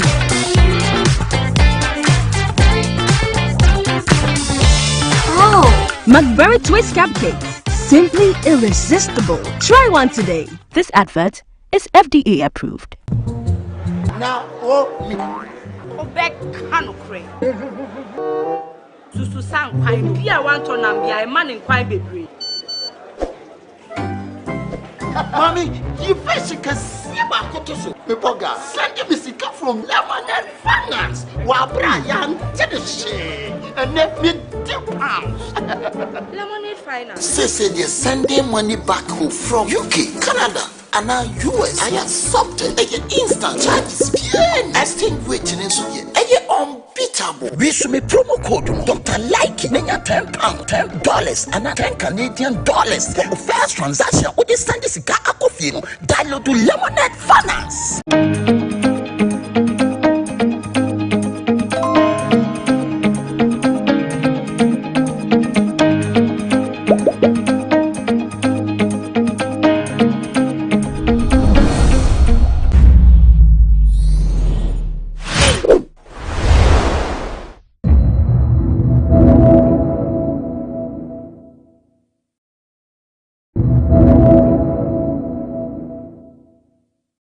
Black Stars head coach Chris Hughton has been in charge for about 4 months and he has managed 3 games so far. If you are to rate Chris Hughton over 10, how will you rate Chris Hughton? Let me know in the comment section. My name is Emmanuel and this is GhanaWeb Sports Debate. I'm in Accra to engage some Ghanaians to get their ratings on Chris Hughton's performance so far after 3 games. My first guest on the show Boss, good morning. Morning. Now, Chris Hughton wa coachy Black Stars 3 matches near. You can say score no over 10. I'll be man say. My man, to me, the man 4%. A man 4 over 10. 4 over 10, yeah. I didn't hear. Because the Okobo match, not only team like Madagascar, over 1 point, and you play draw with such team there. And how do you prefer? And how? I mean, Ope say, I hear your mouth. One kasa kura pona ball match. Now, all the players say kudus at na bench. Players are omutumi kita ball. Every ball move. Our defenders is gonna go actually. You cross the ball like pom. Now they not na bench. Now we go use player. Sebi extremely. Omo baba say. Me mutim kura me de bench. Me botim na nye say. Grofo boom fu me yo me sremo. Mo obi move. Ti say akra so fu. You pass the ball, my player on to me break ball. You call this Black Star. I'm the coach and me this over to me 100 time. To me, slide there, me who say coach on check. So one yan in your year dia. Now one for not journey. And one share the performance of the players na elbow teams no and check team ni ma Black Star and your Black Star. Then Black Star Africa ni there. You forget to cross a quack of Africa. We are going to come back with 0. Near you go 2 years, and we grab a pass anyway. Say, I need team in the year. Honestly. Okay, so he scores Chris Hughton 4 over 10, and he believes that with what Chris Hughton has shown so far, next AFCON, Ghana should forget.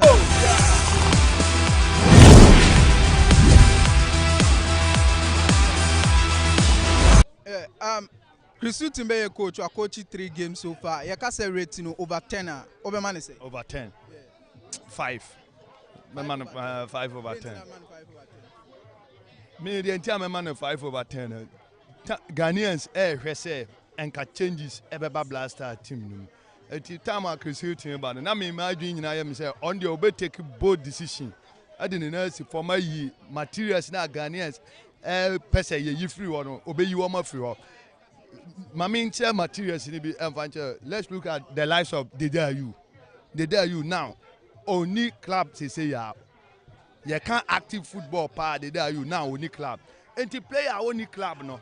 Now you're calling for national team assignment. No being so our club, yeah, obey me about when I know match your boy. They didn't any club or not playing time. Alone o'clock boy or not playing time. Kudus all the time over playing time or ball. Now you didn't or no at na bench near body there you our matching them. Bare 5 minutes down and sign a yedi Kudus Ruba. Timedia American Silton there. Oma better than a Juma no more and one will go to warrior. This is the time I just say take a bold decision. Now didn't see for me materials in the day a film. So he scores Chris Hughton 5 over 10, and he believes that Chris Hughton hasn't done anything different from his predecessors, and he believes that there are some players in the team that Chris Hughton needs to be bold enough to drop out of the team.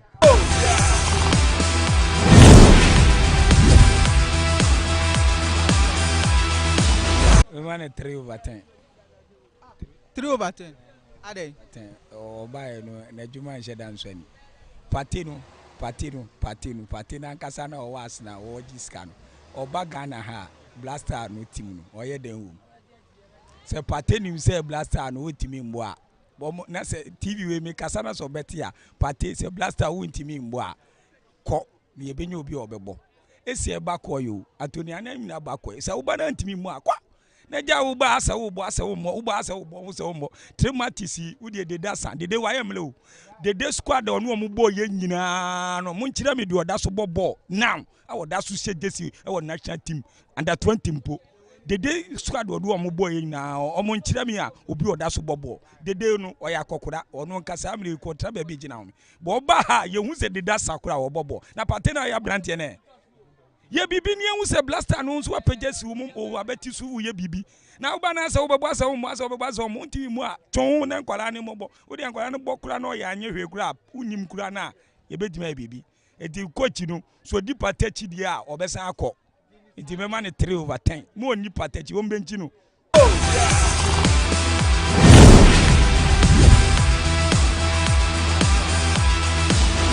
Man, 40%.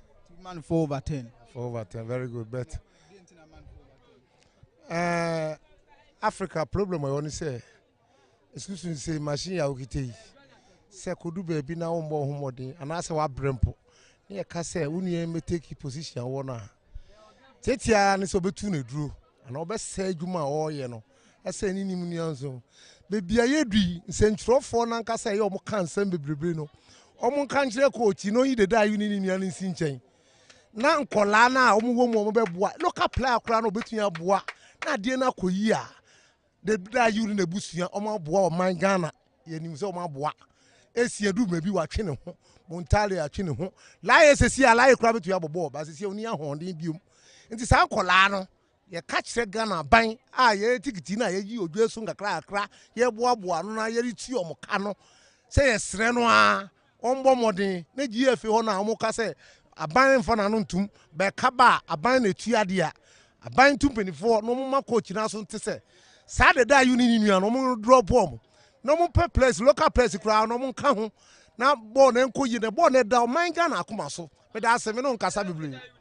All right, so he rated Chris Hughton 4/10, and his issue is not with Chris Hughton, rather it's with Jordan Ayew and Dede Ayew. He suggests that they should be dropped from the team.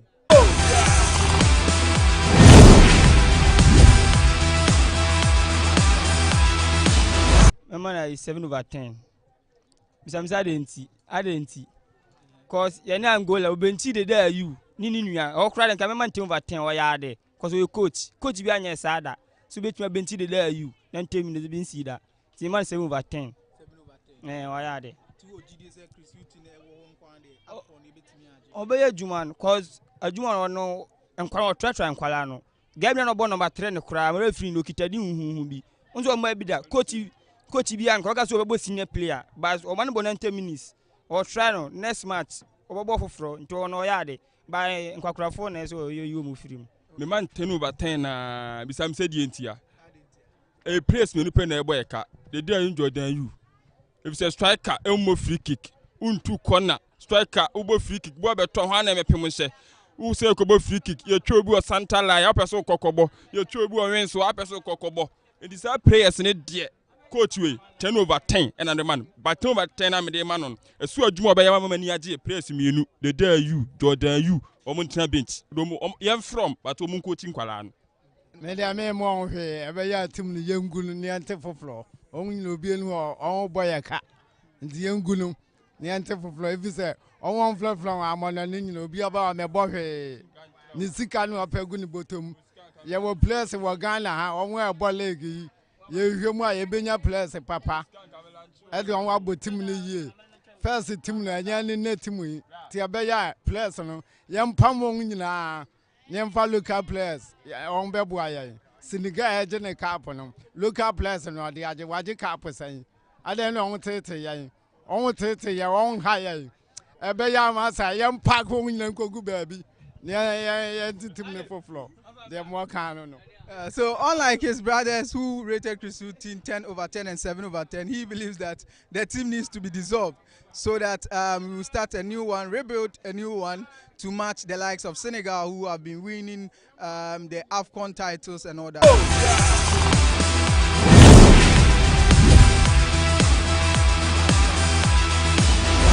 Oh, we man have because Colano curriculum now there. You Ghana for you the coach in there. You said I'm living here because match I bob you say on qualify my money the coach with there. Your bumpire say on ye my yes idea. Ghana for you never come on a call. Man sound be we wanna call. We're gonna discover how bad my channel you be a man on tea. Yeah, per se or my team leader, I couldn't in my Ghana had Ghana had a transfer to Africa now. I tell Ubiaso or Ghana. You man 5/10. Oh, but man 5/10. I want 5/10 because we didn't know. See you condition you the echo. It's man 5/10. Yeah. So he scores Chris Hughton 5/10, and he believes that Chris Hughton is yet to prove himself as a top coach of the Black Stars. So there you have it. Many believe that Chris Hughton hasn't lived to expectation yet. After 3 games, he has won 1 and drew 2. Ghana still lead Group E and needs to win against Central African Republic to secure qualification to the 2023 Africa Cup of Nations, which will be hosted by Ivory Coast. My name is Emmanuel Eni. Let me know your rating after 3 games in the comment section. This is Sports Debate on GhanaWeb TV.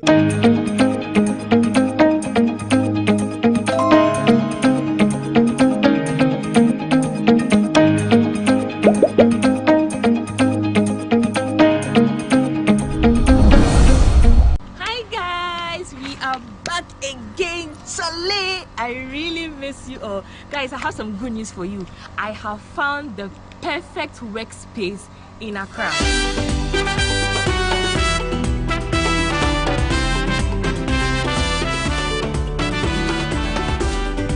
You're ready to see, so let's go.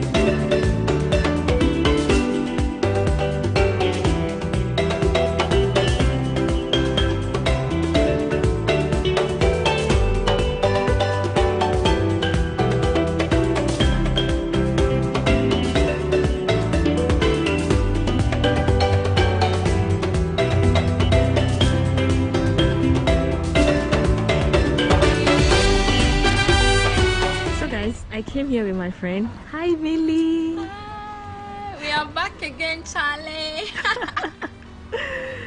It's really a beautiful space.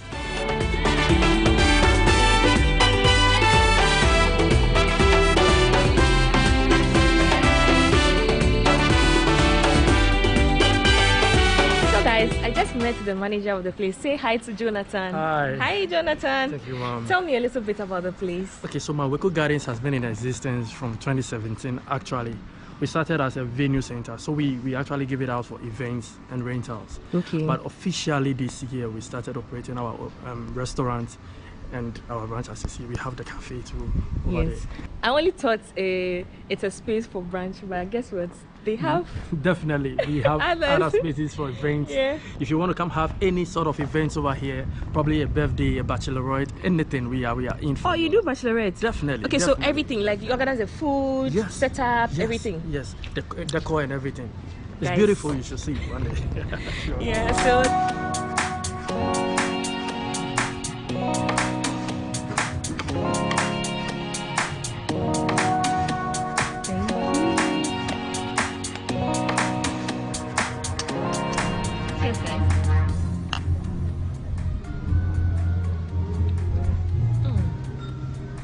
Their vanilla milkshake is really good, yeah.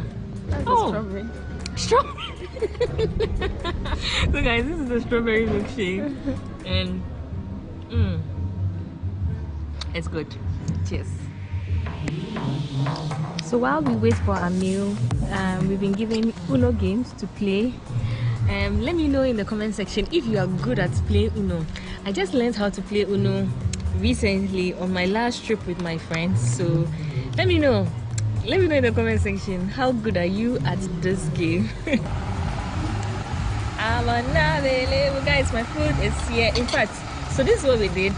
We ordered for starter and the main meal. Mine is here. Okay, Millie's one is coming. Yay. Let's see what she got. Ooh, this looks good. That's perfect. Right on time. Thank you. So guys, my meal is here. I'm trying their rice and their sauce together with plantain, spaghetti. For starter, I have here my samosa, fried octopus. Yes, and yeah. And I'm going to try Millie. So Millie had the chicken and the potato. So I'm going to try hers too. I am very happy my food is here. You're all invited. Yeah, plantain.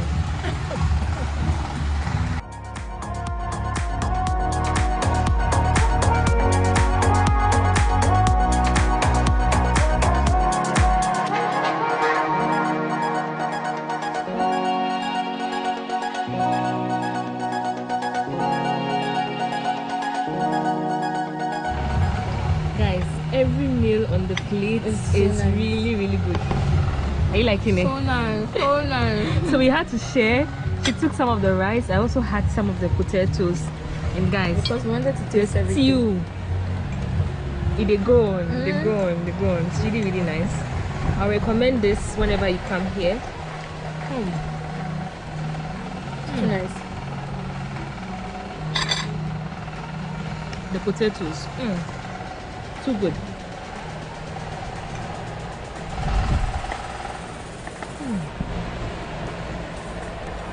I'm a garlic person, so the way they sprinkle a bit of garlic on the potatoes.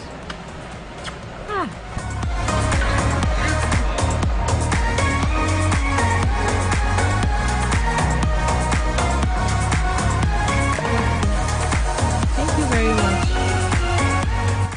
So Jonathan was just telling me something. Come and share with them. Yeah. So we actually do this for our regular customers. Okay. Those who pass through once a while, we actually give them a discount. A discount? Wow. A compliment to the house. So guys, you are assured of a discount. When you come, tell them you saw my video from Stella Chanel. Whenever anybody comes and they say Stella Chanel, please give them Definitely have a discount. Yeah. So yeah, you have a discount whenever you come here using Stella Chanel.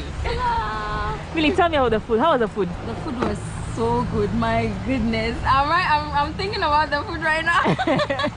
Oh, we had takeaway, so wait, let me show them. We had takeaway. Yay! So much food. Yeah.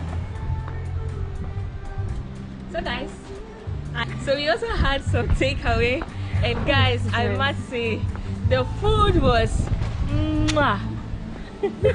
Jonathan is just smiling. Jonathan, say hi. Yeah, guys, I had a good time. So the food was so good, and I think it's very, very affordable because we spent 305 Ghana cedis. Yes, and it's a meal for 4 people. So I think coming here for 4 people and spending 300 Ghana cedis, it's very, very reasonable. Very good. Yeah. Considering how expensive things are. Ghana is, yeah. Hey, Accra is so expensive. yeah, we had a meal for 2 people. Can you imagine? Yeah. That's why we have to take away.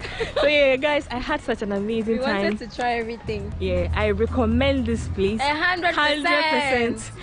The location is at Ajengano. It's after Ajengano. Just use this location and it will bring you here. So guys, and I want to say Stella Chanel for a discount. Yes, yeah, they shouldn't forget that. So guys, until next time on my next video, I want to say I love you all. Let me know in the comment section if you want to see more videos like this, and I'm definitely going to come through for you. Until next time on my next review, I love you all.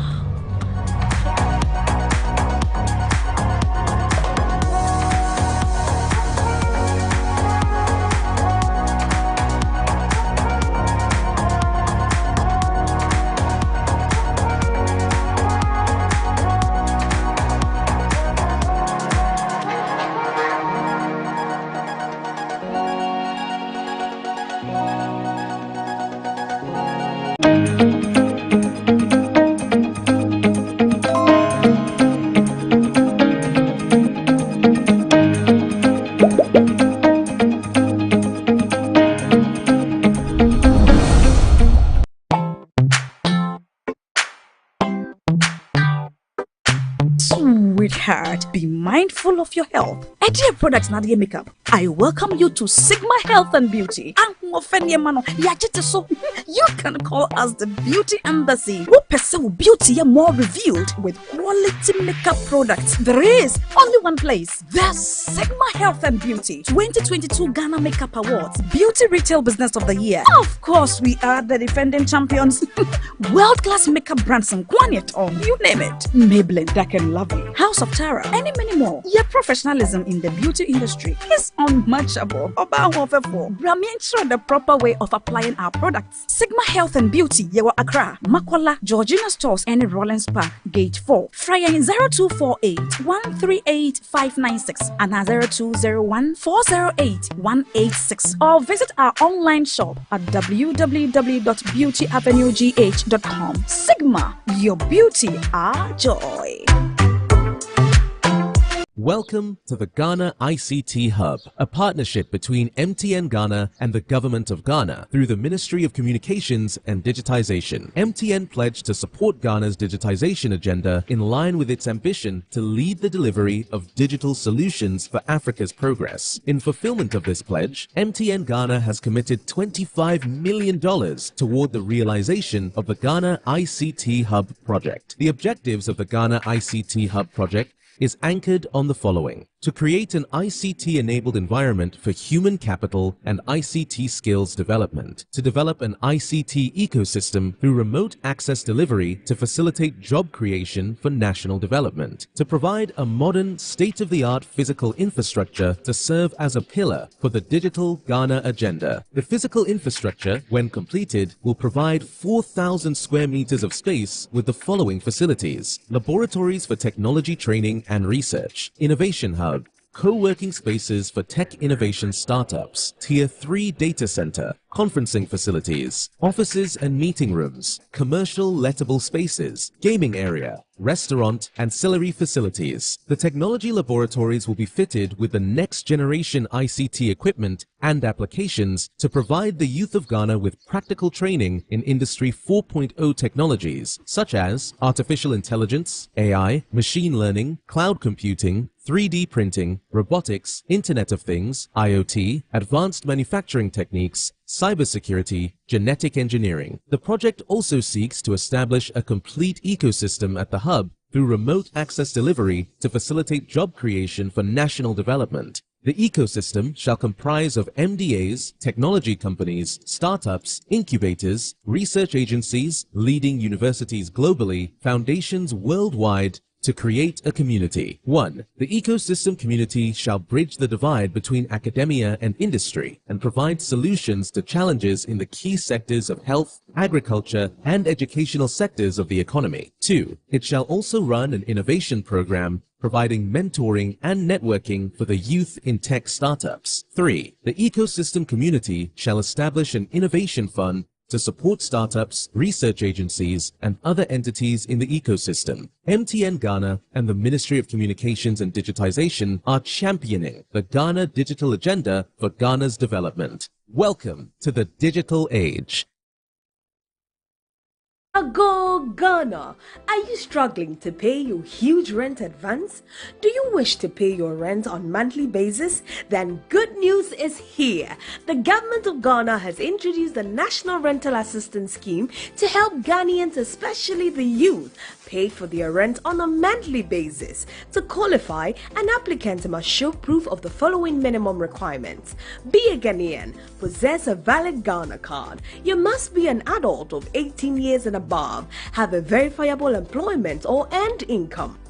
To apply, visit www.nras.gov.gh. The scheme is currently operational in the following regions: Greater Accra Region, Ashanti Region, Eastern Region, Western Region, Bono East Region, and the Northern Region. For further inquiries, contact 0551 341 515 or 0550 408 879. National Rental Assistance Scheme, making renting accessible for all.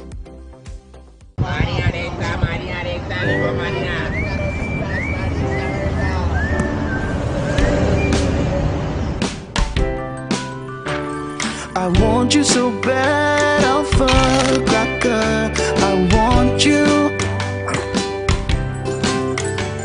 I wanna say yes, I can't resist. I want you. Ooh, I want you, Alpha Cracker. I want you so bad, Alpha Cracker. Have a goodness rich in milk and butter in Alpha Cracker. Yummy and deliciously crunchy. But I can't resist you. Alpha Crackers, simply irresistible. This advert is FDA approved. Everyone needs the perfect snack to munch on during a fun moment. Wow. Enjoy the tasty McBerry Twist Cupcake, deliciously baked and packaged for a sweet treat. Premium quality cakes baked with love for all, enriched in butter and milk. Yummy.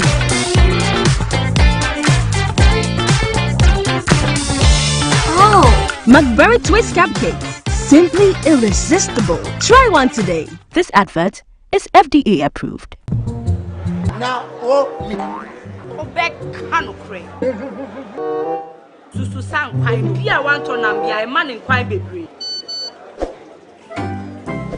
Mommy, you basically see about Kotoso. People got sending me sick from Lemonade Finance. While Brian did the shit and let me £2. Lemonade Finance. Say they're sending money back home from UK, Canada, and now US. I am something. Instant charges. Exchange rate in Suya.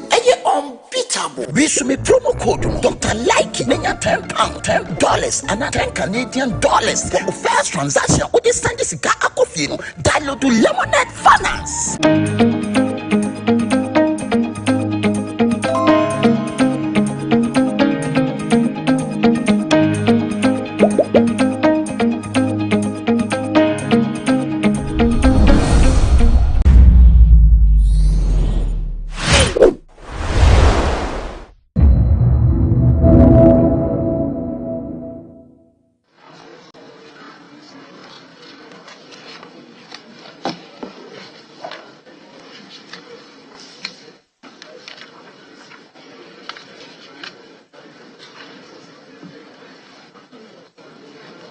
Honourable members,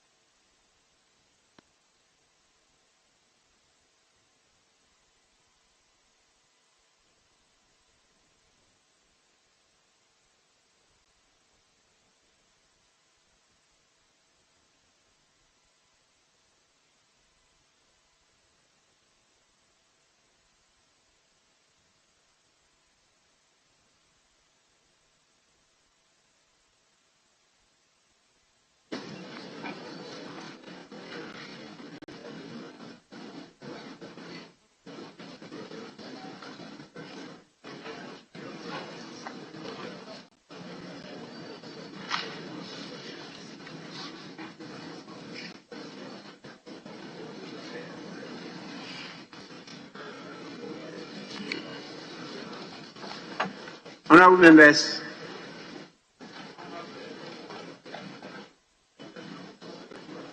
I have no message from His Excellency the President, and so we'll take item 3, formal communication by the Speaker. I want to formally inform you that I led the delegation of the House, the institution of Parliament, to the north to start the first phase of the celebration of the 30th anniversary of the Fourth Republic of Ghana,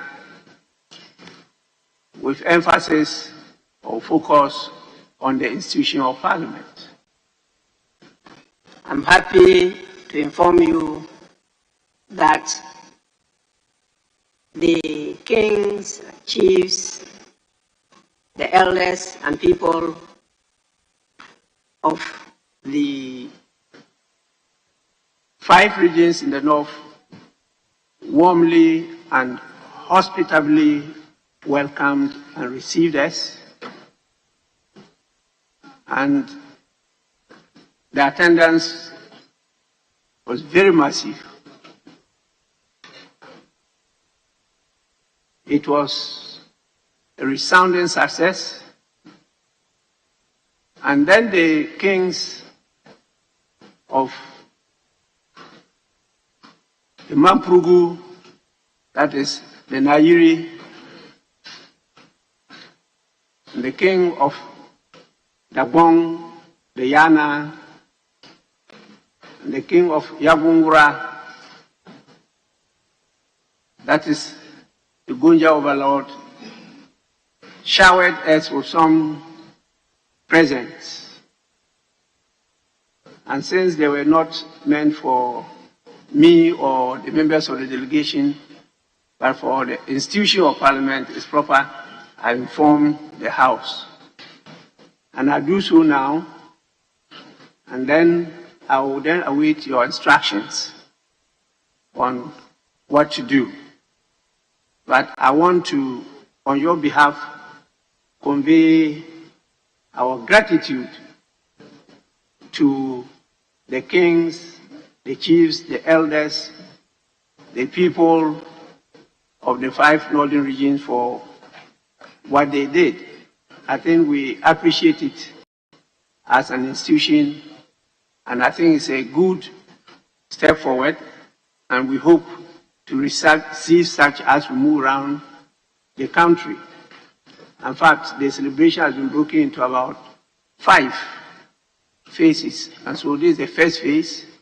In the second phase, we go into the mid-section, we go to the western, we go to the eastern, we end up here in Greater Accra. And so members should get themselves ready. Your colleagues, some were able to join us, particularly those from the 5 northern regions. Your leadership were also able to join us. And then, together with my 2 deputies, we obeyed your instructions and did exactly as you directed us to do. So this is an important celebration that I think we should make public. And it's another way of sensitizing the people and preparing them to be ready for us to celebrate the achievements that we've made for 30 continuous years, practicing multi-party democracy in peace and progress in Ghana. So I thank you for the opportunity. The other matter, the leadership said they will handle it, so I won't say it. The majority leader had a word with me, and they will handle it. But it's an urgent matter that Parliament have to take control of, and will do so without fear or favor to make sure that some things are properly aligned in the country. So leadership will be bringing it forward, and whatever happens, you will hear from us. We now go to item 4, correction of votes and proceedings and official report.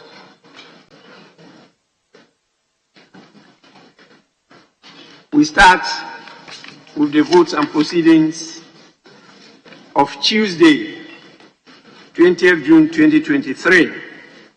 Page 1, page 2, page 3, page 4,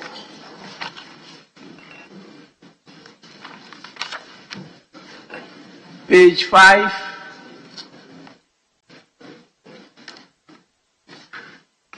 page 6, page 7,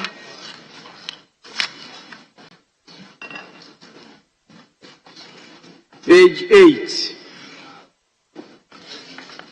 Yes, Honorable Ablakwa. I'm most grateful, Mr. Speaker. Right, Mr. Speaker, at page 8, item number 5, the King of Jordan, His Majesty Abdullah II bin Al-Hassan. The bin should be a small b.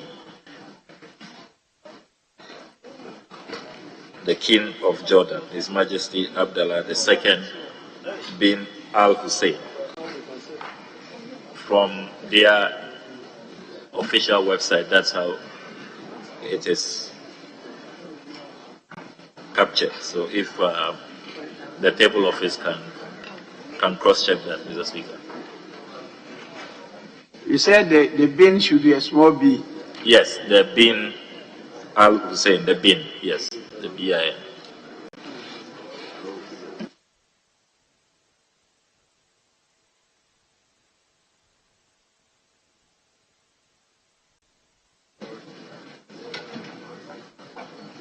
You know the meaning of bin? Yes. The son of. Yes. That is Ibn. Yes. Son of. The son of. Some use capital B, but you are drawing our attention to the website where they are using small b. And so that's where I will take it from. If not, some use capital B. His Majesty Abdullah II, son of Al Hussein, bin Al Hussein. So table of his candidate, take note. Page 9. Yes, Honorable Blackwell. Well, Mr. Speaker, at page 9, item number 6, the visiting official delegation, the American Institute for Resource and Human Development. There should be a comma before incorporated. American Institute for Resource and Human Development, comma, then incorporated with a full stop. So just a comma has been omitted. Since it is an organization which visited us, and this being a house of record, I just thought that we should capture the name of the organization more accurately. I'm grateful, Mr. Speaker. Well, table office, could you check up on that? Well, this one is certificate of registration. What is captured there? And that's what you put on. Page 10.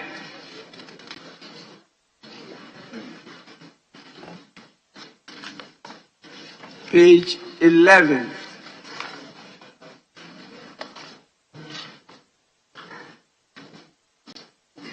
Page 12.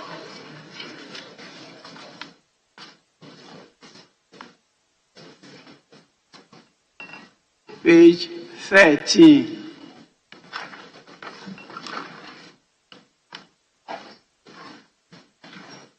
Yes. Speaker, Majority Chief Whip. If you may indulge me, going back to page 11. Speaker, the referrer, the financing agreement between the government of Ghana and IFAD, and the thrust of it is on rural opportunities, sustainable profits, and environmental resilience. And Speaker, you are appropriately referring to the Finance Committee and the Committee on Food and Agriculture. I just thought that we should, because of the element of environmental resilience, if you may, we could get the Environment Committee leadership. I see it as quite a number of items, but the environmental resilience aspect of it is so critical to the facility. And if you may, we could add the Environment Committee, the leadership. Speak up. Well, this intervention is out of order. What we are dealing with is what actually took place. So we are there correcting what took place. Now, if you want some addition to be made, then that will not be correction of votes and proceedings. We'll do that in under another item. Page 12, page 13, page 14, page 15,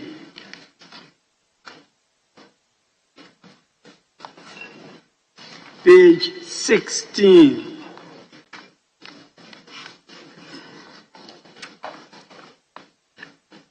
page 17,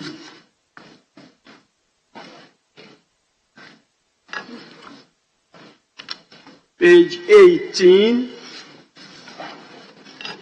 Yes, Honorable Blackwell. I'm grateful, Right Honourable Speaker. Please, at page 18, item numbered XXII, the institution should be the Health Facilities Regulatory Agency, Health Facilities. That's what this House created, not Health Facility. Yes, Honourable Member, you are right. Table office, can you take note? Page 18.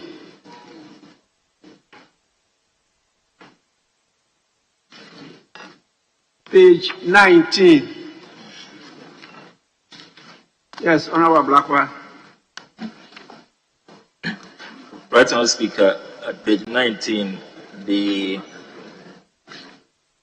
Ghana Association of Medical Laboratory Scientists should be plural. So if both XXIX and XXX could be corrected accordingly. Ghana Association of Medical Laboratory Scientists is the association of all of those medical laboratory scientists, not only one scientist, as has been captured. I'm grateful, Mr. Speaker. Table office, the Honourable Member is right. Kindly take note and do the necessary corrections. Page 20.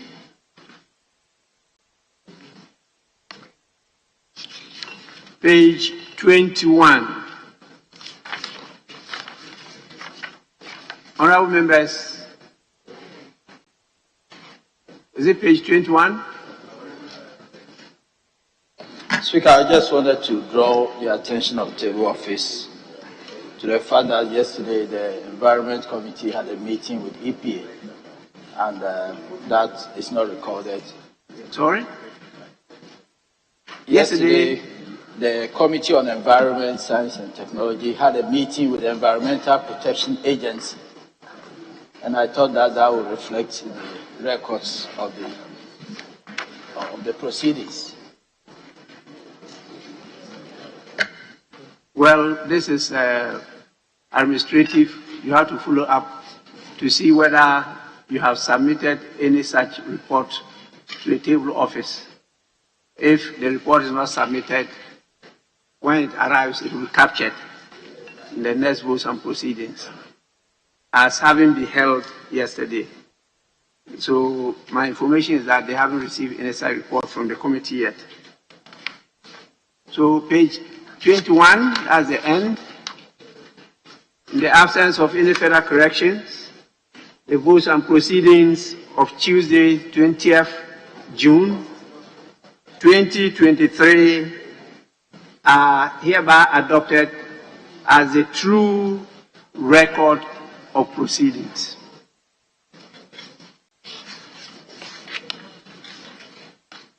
Honourable Members, we are to proceed to item 6, which deals with statements. And I've admitted 2 statements. One from the Honourable Member of Parliament for Takwa in Swayum, the Honourable Deputy Minister, your own good friend, and before he makes the statement, I want to acknowledge the presence of a very important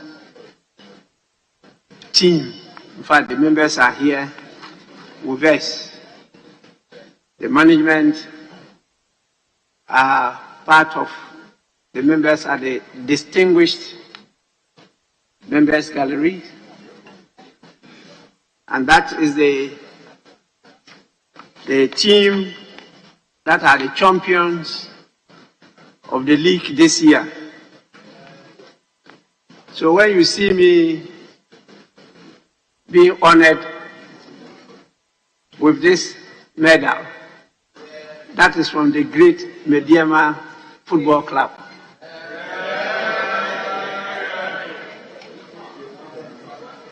So they are here to present their trophy to the whole House, the institution of Parliament. And since, yes, I'm privileged to be leading the institution, I happen to have the first experience. And I accepted on your behalf to be the patron of the club. So we have leading them the whole president of the Ghana Football Association, Mr. Kurt Okreku is leading the management team with the players who are up at the public gallery. You can see young, gallant football club members. Mediema Football Club. And I'm the proud patron of the club now. So the president is, where is he seated? Yes, it's over there. Then we also have, apart from the president of the GFA, we have the president of Mediema, Mr. Moses Ama, who is the one who stood up. We also have the board chairman, Dr. Anthony Obing, popularly known as Tony Obing, Dr. Tony Obing. He's the board chairman. And we have one of the board members present, Mr. James Esilfi. We had the head of communication, Mr. Patrick Akoto. We have the head coach, number one, Augustine Evans Adoti. He is now, you can see, he's a young man who is coaching them. So far as the league is concerned, he is now coach number one. Congratulations.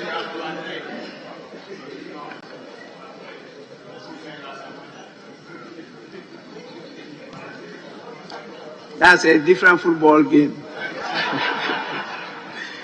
We have the captain of the team, Mr. Kwesi Dunsu, captain. Where are you? Yes, this is the captain of the team.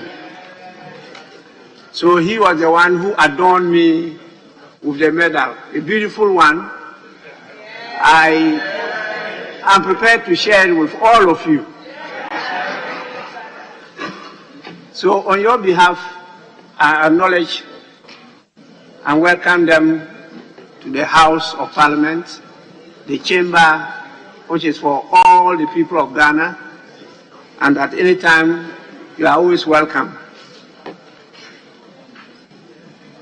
The Honorable MP, Deputy Minister, will be making the statement.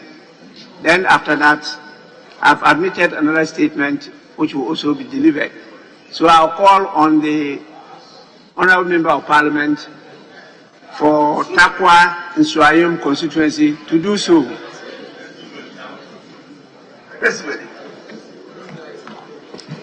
Right, Honorable Speaker. Thank you very much for the opportunity to make this important statement. I rise at this moment on behalf of the good people of Takwa to congratulate Mediema Sporting Club for making us proud. Mr. Speaker, Takwa is globally known as the center of gold mining in Ghana from pre-colonial era. The enclave hosts 5 large-scale gold-producing companies and the country's sole manganese-producing mine. According to the Ghana Chamber of Mines report, the enclave accounted for some 40% of total gold produced in 2021. Mr. Speaker, Tarkwa and Obuasi must serve as model cities for the future to at least cover up the much touted resource curse hypothesis. Mr. Speaker, various literature have made us consciously aware that revenues from the exploitation of non-renewable resources are by nature unsustainable. Mr. Speaker, as the famous Paul Collier, my own lecturer, a key mineral revenue strategy is for governments and stakeholders revenues that can provide the greatest social and economic return. Mr. Speaker, above synopsis have been the rock on which the collective vision of the people of Tarkwa and Swahim is hinged. This is simplified as Tarkwa after the mine. This is an ideology which seeks to always remind holders of coming days where we may not have the known finite reserves in commercial quantities, and in a nutshell, may compromise the sustainability of our local economies. Mr. Speaker, since I assumed office as a Member of Parliament and the first board chairperson of the Minerals Income Investment Fund, I've always reiterated the point that mineral revenues should be ring-fenced and not slammed into the consolidated fund. Moreover, it must not also be tracked in the lines of consumption and recurrent expenditures, but critically invest in infrastructure, health, education, human resource development, sports development, among others, to foster socio-economic development. Mr. Speaker, it is very refreshing to indicate that developmental projects are gradually becoming a reality in the Tarkwa and Swahim municipality. Gabriel Koto is actively working on the Agunan-Kwanta Tarkwa stretch as we speak, with work progressing steadily. I thank His Excellency, the President and the Minister for Roads and Highways. Mr. Speaker, for example, the Tarkwa-based University of Mines and Technology, winning of the Ghana Gas Challenge 3 consecutive times in a row since the challenge was instituted, has proved how the various infrastructural projects by the government have lifted the general capacity of the university. UMAT has for the 4th time since 2016 won the National Petroball Contests and the African Petroball Contest recently held at the University of Ghana. Mr. Speaker, I am glad UMAT, by this feat, will be representing the entire Africa at the 2023 International Petroball Contest in Houston, USA. This is great news for the good people of Tarkwa, Wassaman, and Ghana. Mr. Speaker, education is very important, and investment in education in the mining communities is one surest way towards building a sustainable future.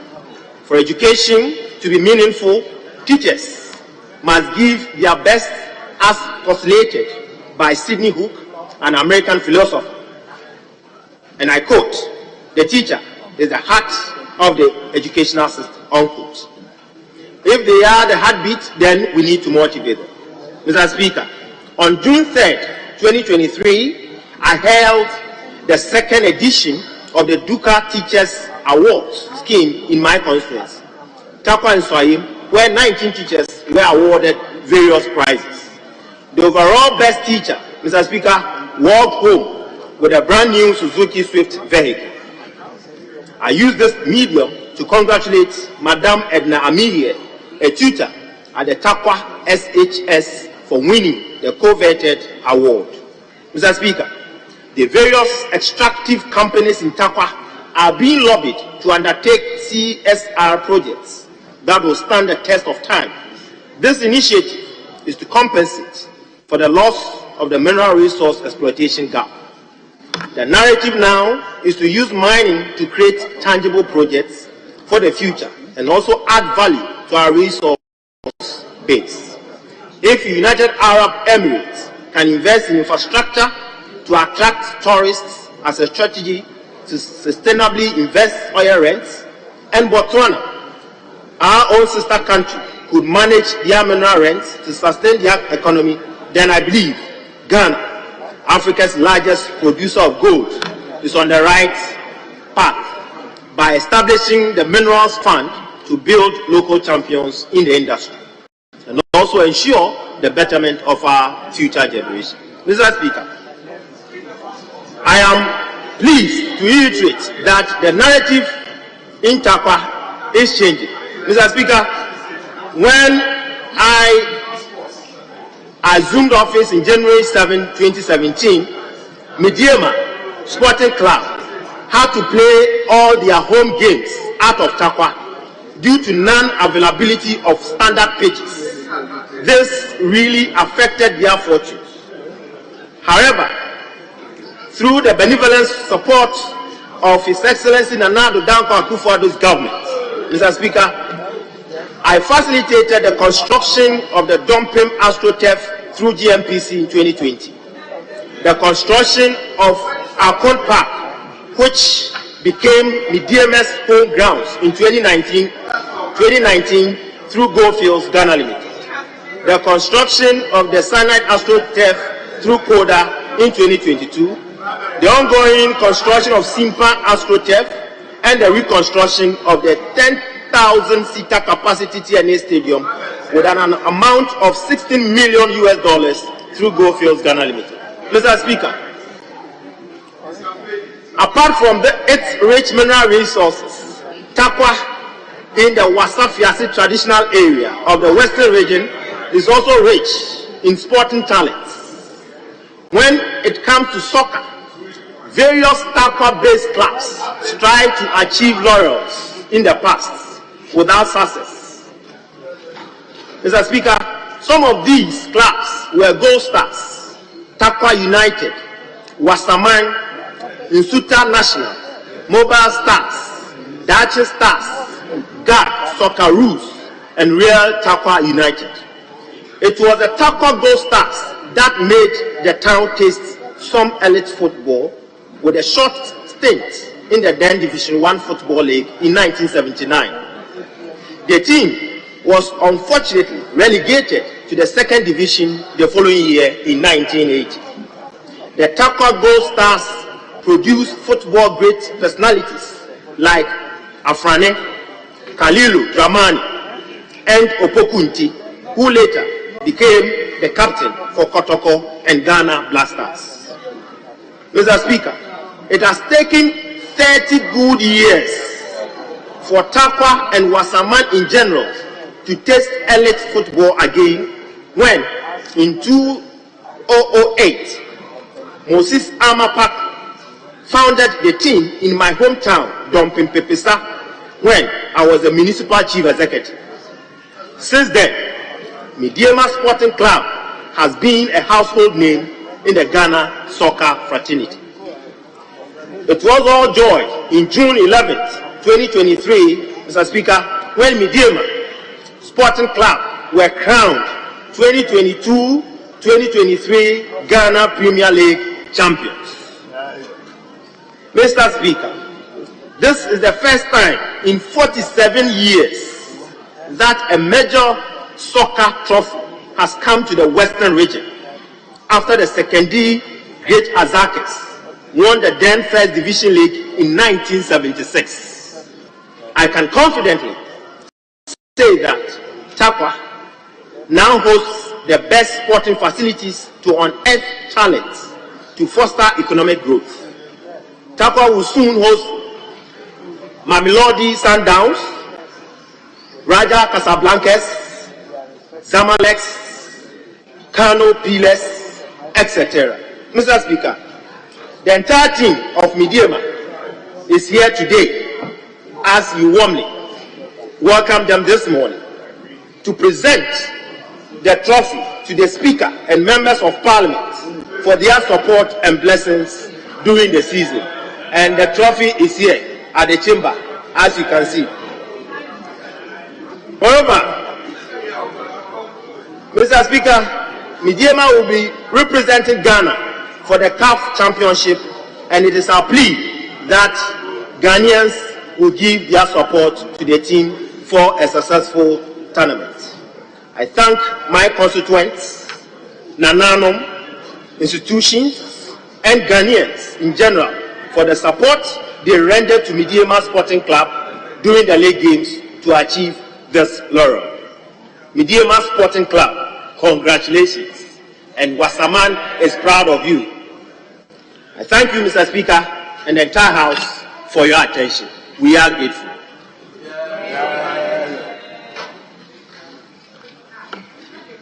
Honourable members, I will allow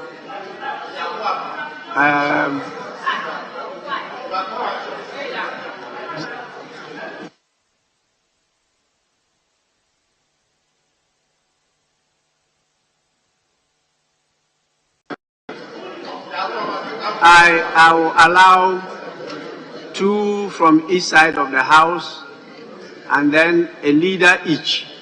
So that will be 3 from each side of the House. We are going to listen to 6 contributors, and you have to make comments. Make sure that there are comments and they are short. And so from this side, I think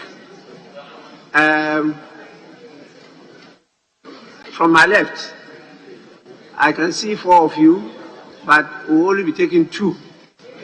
So I'll definitely look at the ranking of youth and sports. Honorable Wayomi. Then I will give you the opportunity.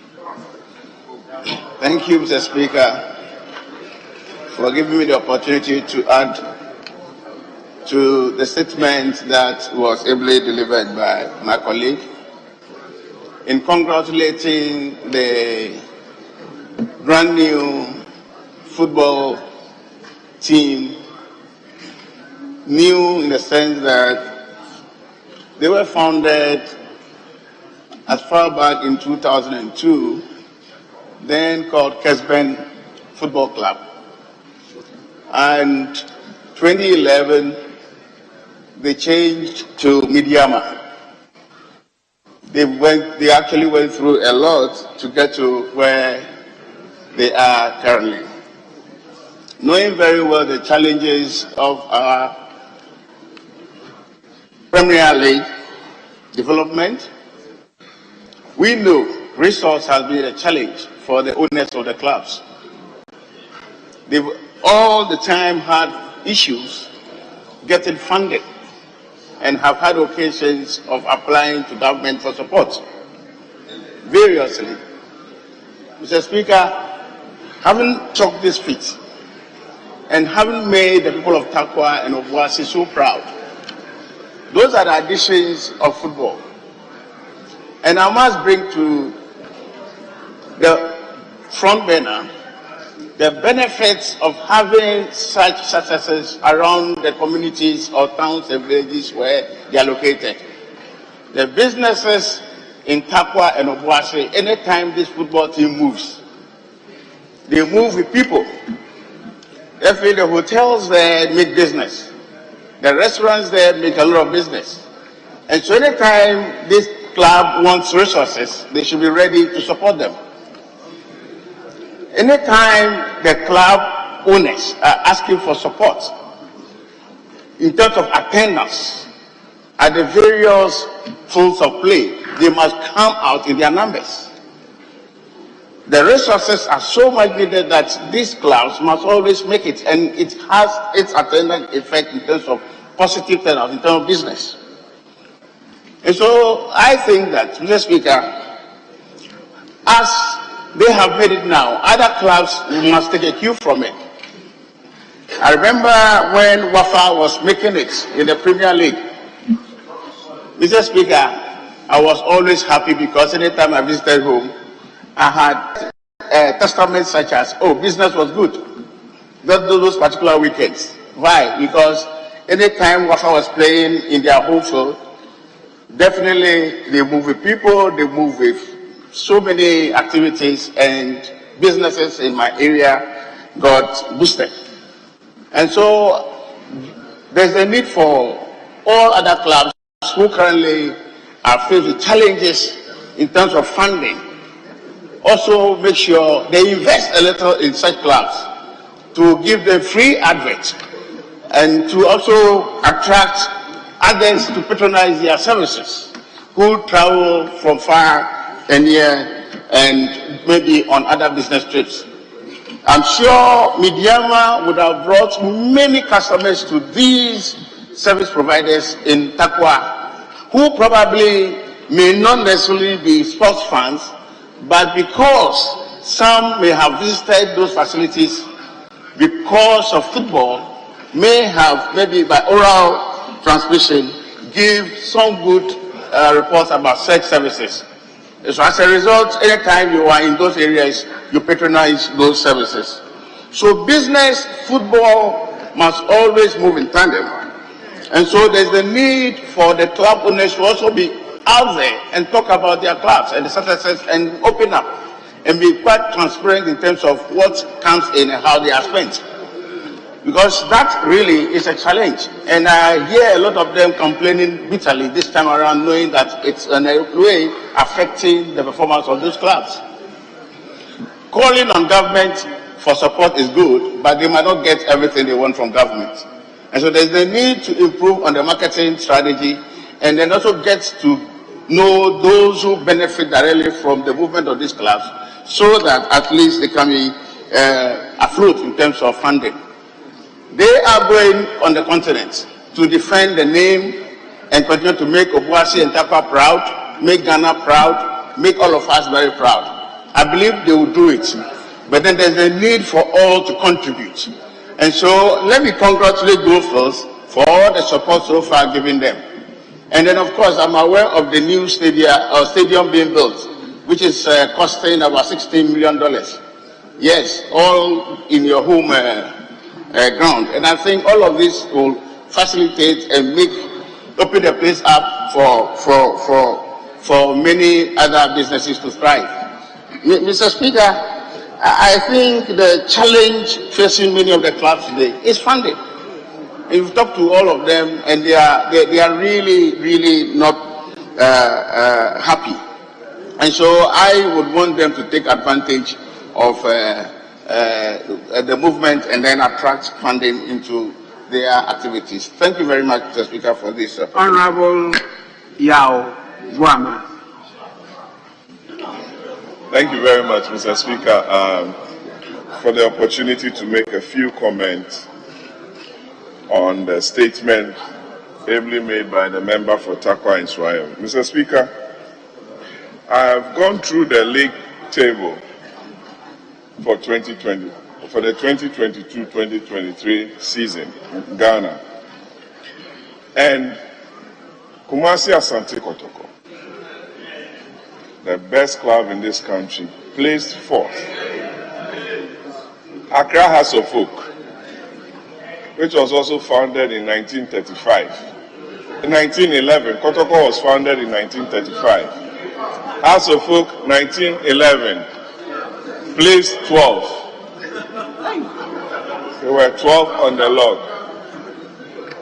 Your favorite, Mr. Speaker, your favorite Real Tamale United, Real Way Una, was conspicuously absent. RTU, now Tamale City, placed 16th. Mr. Speaker, it tells you something, that those traditional clubs are struggling because of sponsorship. Now these new clubs are able to get the players that they want, groom them well, and get the results and win the leagues. If you go to Bon Ahafo, Mr. Speaker, you knew of Bafakwa, BA United, Techiman, Holy Stars. They are all absent. They are extinct clubs. You find Honorable Bafo Westin in Swatre Man. They are playing in the league. Mr. Speaker, football is now a big business, and congratulations to my good friend, Mr. Parker. I watched the last African Cup of Nations Club Championship between Al Ahly and WAC of Morocco.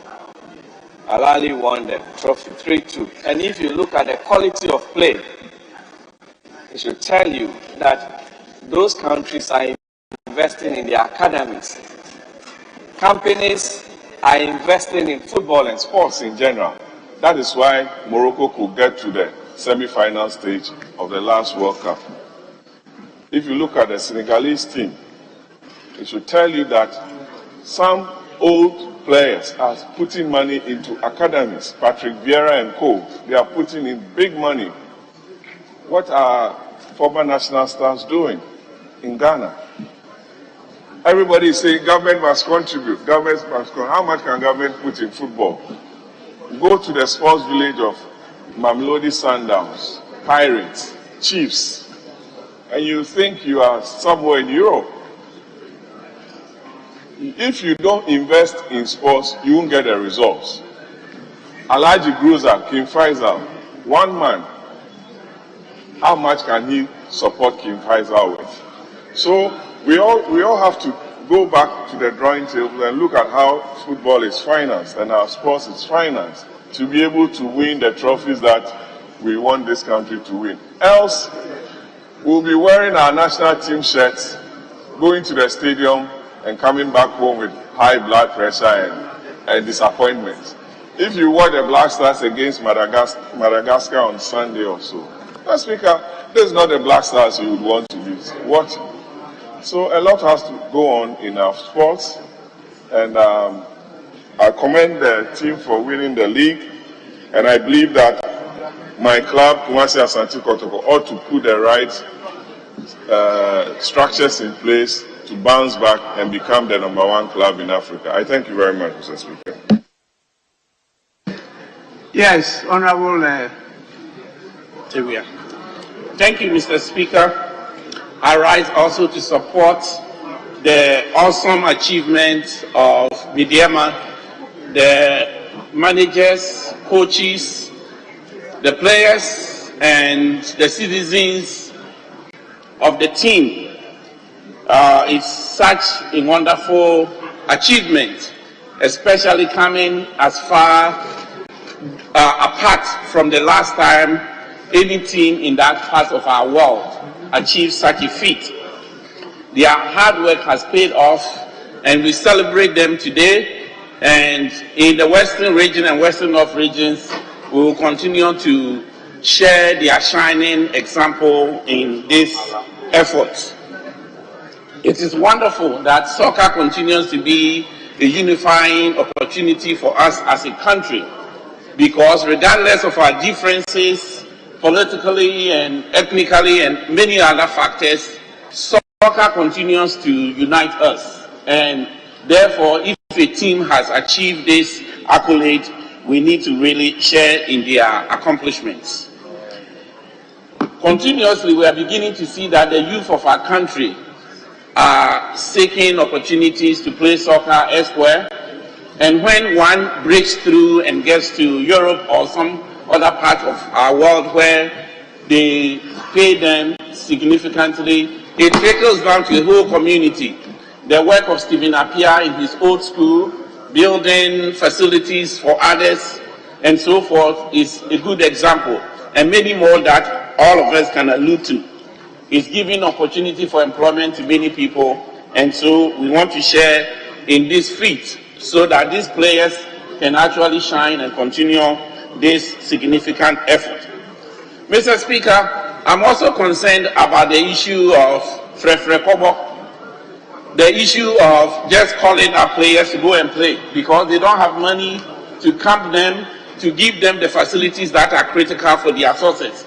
So let's go to Israel let's go to Aboso and get some players there and go and play.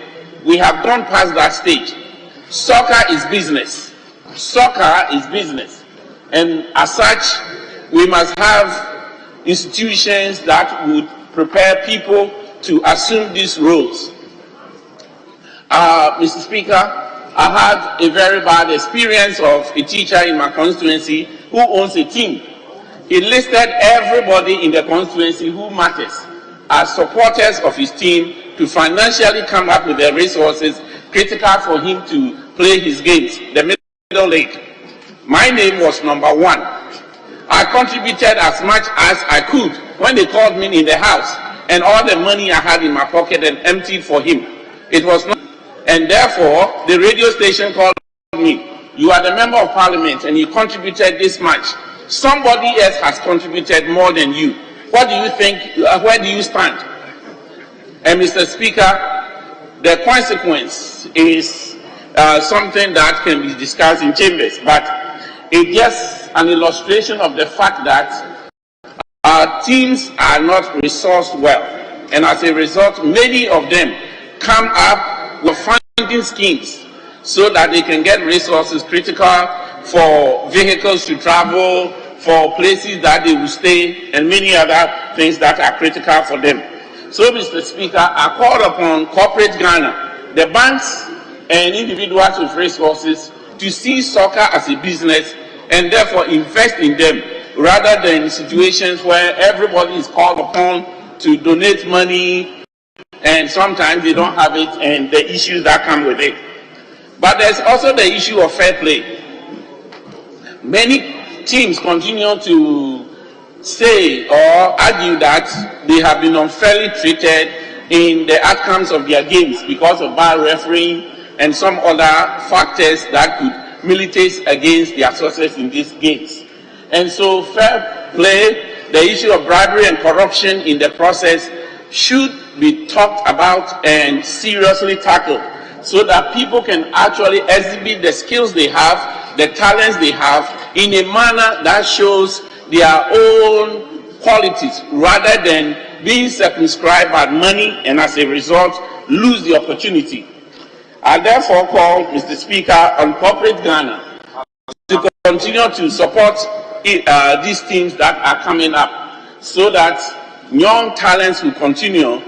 And I join the ranking member in his efforts to raise the awareness. Many more teams, many more resources can be gathered from businesses that operate within the vicinity of and therefore from hotels to food sellers and all those that are connected.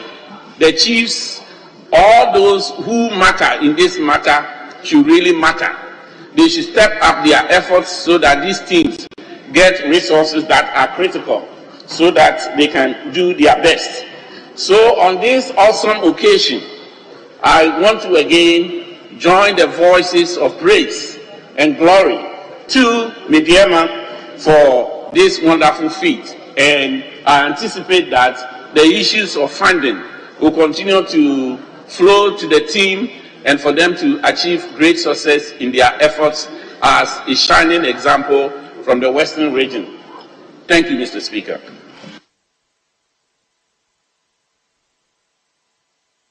I finished from the left. I'm now taking the gender card on the right. This is sufficient notice for you to resume your seat. Now, I have two ladies.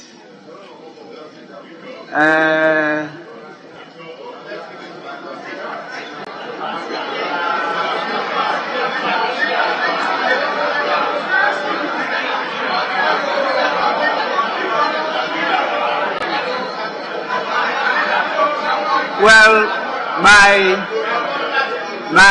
by the custom and practice of the house, seniority counts. So I'll be to my daughter, who is senior, not because I don't respect the junior, but that's the practice of the house.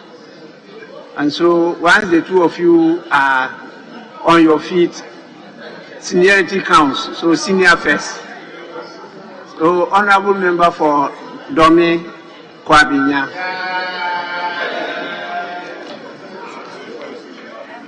Thank you very much, Mr. Speaker. Mr. Speaker, I thank you for the opportunity, and I want to also thank the maker of the statement, the honorable member for Tako and Swaim, for making such a statement, to congratulate our young and energetic men, Midiama Sporting Club. I want to add my voice to the congratulatory messages that had already been stated on the floor by colleague members of Parliament. And I also want to say that, Mr. Speaker, sports is no longer a game. We've gone past that stage where we only use sports as a source of entertainment or a source of social activity in our communities.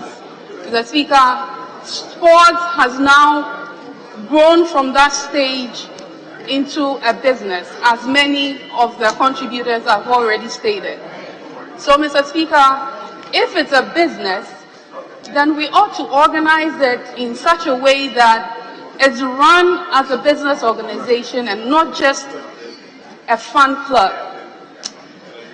Mr. Speaker, I am happy that our young men here have put in a lot of effort to bring home this medal, and it's an achievement for the whole nation.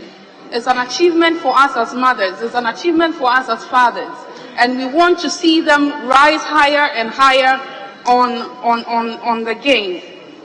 Mr. Speaker, having said that, I want to make a statement emphatically that our universities must start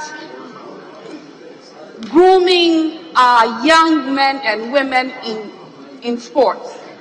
Mr. Speaker, if you go to the Western world now, one of the courses that are challenging and that are more competitive are courses in sports. Mr. Speaker, an example is the United Kingdom. I have a nephew there, and he gained admission into Leicester University. And as usual, as a traditional person, I was like, okay, so what course are you going to read over there? I was expecting the usual law, the usual medical program, or accountancy, or something of the sort. The young man just told me, Auntie, I'm going in there to read sports management. And I was amazed. I was like, so after that, what are you going to do with it? I'll say, Auntie, there's a lot that you can do with it anywhere in the world where there's sports. So I took time and read about all these courses that are being offered in the universities. Mr. Speaker, gone are the days where we saw footballers as school dropouts, people who cannot be maintained in the mainstream academic structure. That's where we see them playing on the fields. Mr. Speaker, I think as a country, that is one of the reasons why His Excellency the President putting a lot of effort in making sure that we have these astroturfs in our various communities to identify talent at an early stage. Mr. Speaker, even placement in secondary schools in the Western world is based on whether one wants to do mainstream academics or wants to be an athlete. So schools students are chosen into various schools, top schools, and some of them get into these top schools because they get scholarships, because they play soccer, or they play basketball, or they play any other sport, or they're into swimming. Mr. Speaker, I think that we have to encourage our young ones here in the schools as well. Let's all play a part as parents, as members of parliament, as leaders in our communities to erase that perception that if my son tells me, Mommy, I want to grow up to be a soccer player, it means you are a failure. No. If we manage it well as a country, and already we have that international recognition, nation or worldwide, we would be able to make sure that we have the right athletes, we have the right players, who would be bringing us glory and bringing in foreign exchange to boost our economy as well. Mr. Speaker, I want to end by saying a big congratulations again to our young men, Midiama Sporting Club, for doing this country and all of us this honor. I thank you. Yes, leadership, minority. Right, Honorable Speaker, I rise to thank you for the opportunity to contribute to this statement made by our colleague on the occasion of the crowning of Midiama Football Club as winners of Ghana's Premier League. I want to take the opportunity to congratulate the team, the management, and the GFA for this feat. Mr. Speaker, on a lighter note, that statement I have is 7 pages, but I can only see Midiama's attributes on 2 of the pages. So I'm not exactly sure whether our colleague was overexcited, and I think if I were in his shoes, I would be equally excited. But I thought at least 4 pages for Midiama would have been good. Mr. Speaker, we've all heard about the woes of Ghana football, and ever so often we hear people saying people must put in money. Mr. Speaker, how do you put your money?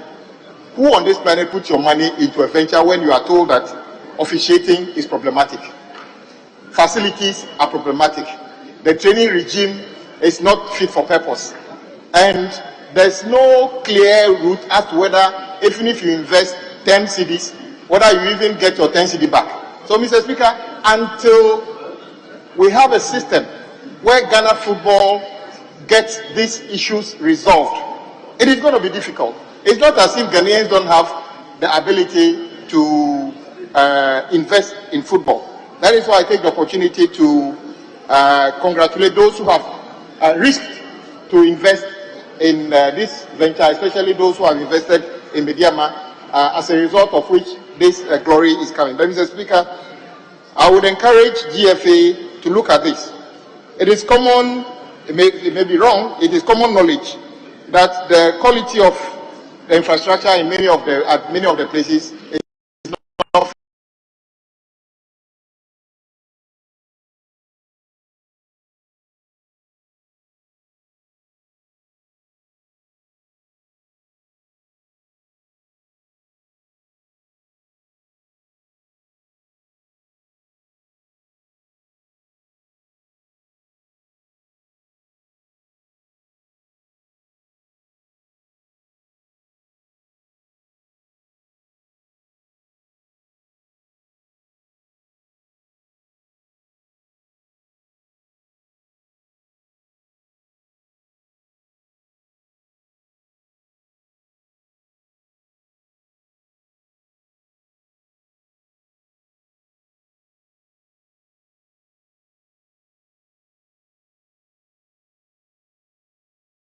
for purpose. For instance,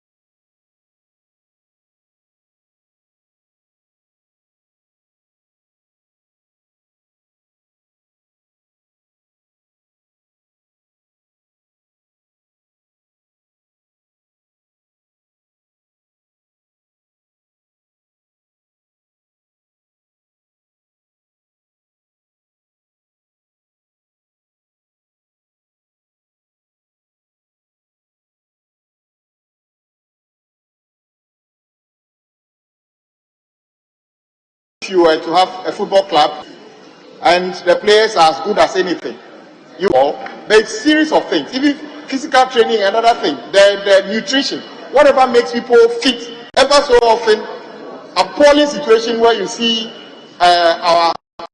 officiating officials assaulted on the pitch simply because one side feels that the officials have misconducted themselves or did not give the appropriate verdict in one case or the other. Mr. Speaker, at these things.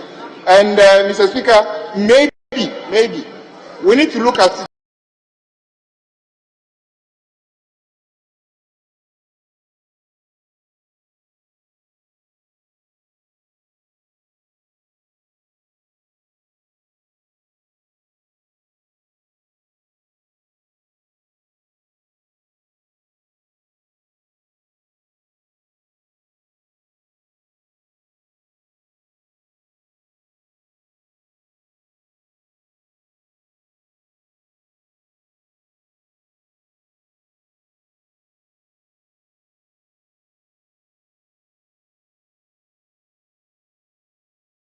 where maybe when the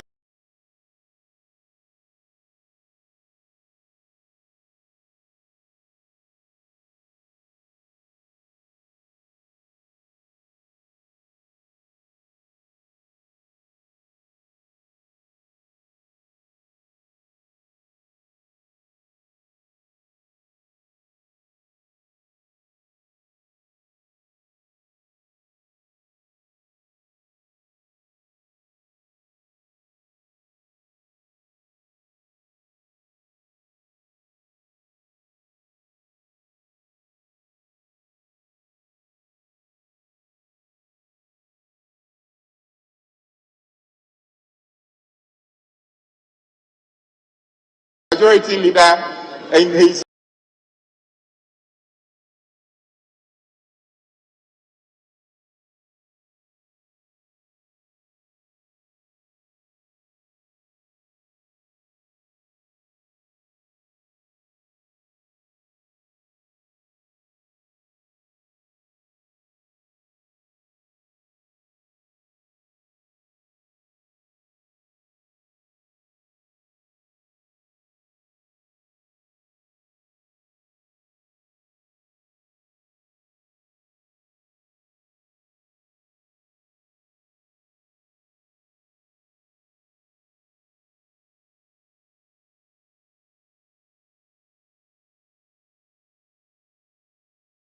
Razak days when he was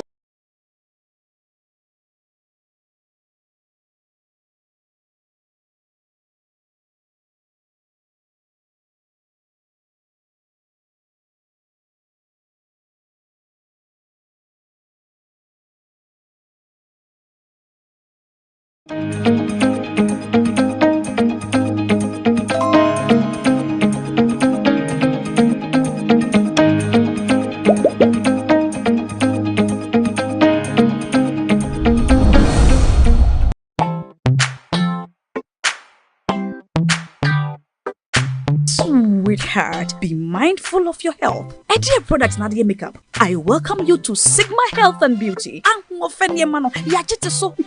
can call us the Beauty Embassy. We pursue beauty more revealed with quality makeup products. There is only one place. The Sigma Health and Beauty 2022 Ghana Makeup Awards Beauty Retail Business of the Year. Of course, we are the defending champions. World-class makeup brands and Kwanyet on, you name it. Maybelline, Dark and Lovely, House of Tara, and many more. Your professionalism in the beauty industry is unmatchable. The proper way of applying our products. Sigma Health and Beauty, Yewa Accra, Makwala, Georgina Stores, and Rollins Park, Gate 4. Fryer 0248 138 596 and 0201 408 186. Or visit our online shop at www.beautyavenuegh.com. Sigma, your beauty, our joy. Welcome to the Ghana ICT Hub, a partnership between MTN Ghana and the Government of Ghana through the Ministry of Communications and Digitization. MTN pledged to support Ghana's digitization agenda in line with its ambition to lead the delivery of digital solutions for Africa's progress. In fulfillment of this pledge, MTN Ghana has committed $25 million toward the realization of the Ghana ICT Hub project. The objectives of the Ghana ICT Hub project is anchored on the following: to create an ICT-enabled environment for human capital and ICT skills development, to develop an ICT ecosystem through remote access delivery to facilitate job creation for national development, to provide a modern, state-of-the-art physical infrastructure to serve as a pillar for the Digital Ghana agenda. The physical infrastructure, when completed, will provide 4,000 square meters of space with the following facilities: laboratories for technology training and research, innovation hub, co-working spaces for tech innovation startups, Tier 3 data center, conferencing facilities, offices and meeting rooms, commercial lettable spaces, gaming area, restaurant, ancillary facilities. The technology laboratories will be fitted with the next generation ICT equipment and applications to provide the youth of Ghana with practical training in Industry 4.0 technologies such as artificial intelligence, AI, machine learning, cloud computing, 3D printing, robotics, Internet of Things, IoT, advanced manufacturing techniques, cybersecurity, genetic engineering. The project also seeks to establish a complete ecosystem at the hub through remote access delivery to facilitate job creation for national development. The ecosystem shall comprise of MDAs, technology companies, startups, incubators, research agencies, leading universities globally, foundations worldwide, to create a community. 1. The ecosystem community shall bridge the divide between academia and industry and provide solutions to challenges. Mr. Speaker, I also want to thank the maker of this statement, Honorable Mrekudika, for showing exemplary leadership in his constituency.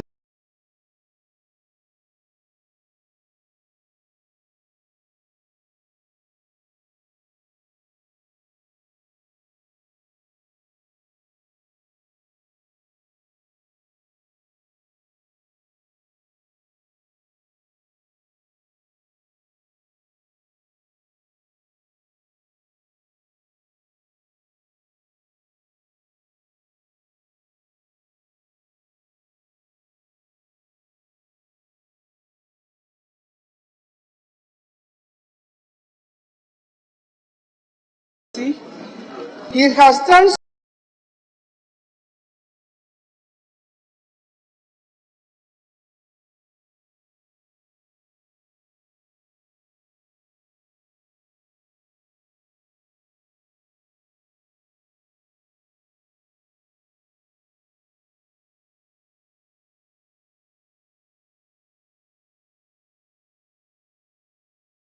in the key sectors of health, agriculture, and educational sectors of the economy. 2. It shall also run an innovation program providing mentoring and networking for the youth in tech startups. 3. The ecosystem community shall establish an innovation fund to support startups, research agencies, and other entities in the ecosystem. MTN Ghana and the Ministry of Communications and Digitization are championing the Ghana Digital Agenda for Ghana's development. Welcome to the digital age.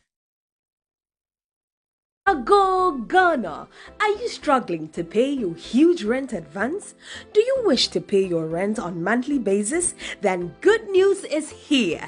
The government of Ghana has introduced the National Rental Assistance Scheme to help Ghanaians, especially the youth, pay for their rent on a monthly basis. To qualify, an applicant must show proof of the following minimum requirements. Be a Ghanaian, possess a valid Ghana card. You must be an adult of 18 years and above, have a verifiable employment or earned income. To apply, visit www.nras.gov.gh. The scheme is currently operational in the following regions: Greater Accra Region, Ashanti Region, Eastern Region, Western Region, Bono East Region, and the Northern Region. For further inquiries, contact 0551 341 515 or 0550 408 879. National Rental Assistance Scheme, making renting accessible for all.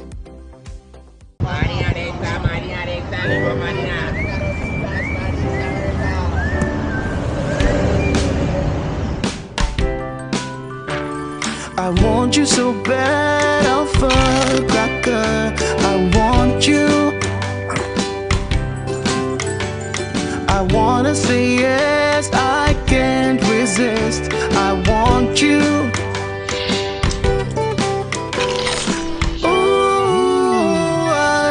want you Alpha Cracker. I want you so bad, Alpha Cracker. I don't know one kasa. Alpha goodness rich in milk and butter. In Alpha Cracker. Yummy and deliciously crunchy. But I can't resist you. Alpha Crackers. Simply irresistible. This advert is FDA approved. Everyone needs the perfect snack to munch on during a fun moment. Wow. Enjoy the tasty McBerry Twist cupcakes, deliciously baked and packaged for a sweet treat. Premium quality cakes baked with love for all, enriched in butter and milk. Yummy.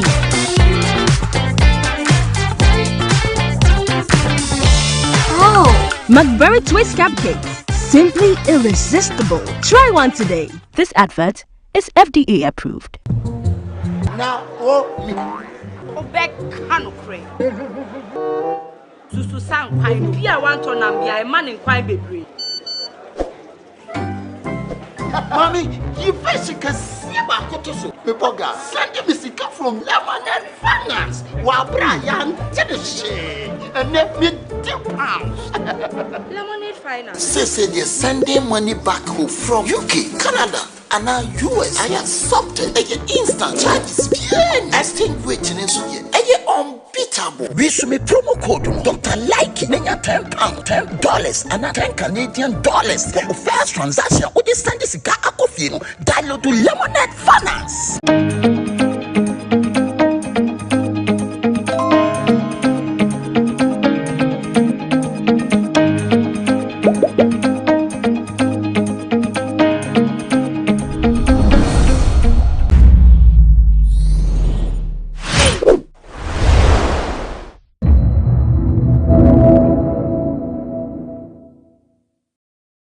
It's a good time for the NDC to come back to power, because if the economy is that bad, would you be able to fix it when you return? We're not definitely going to fix it, but slowly. Slowly. We'll fix it in a better way.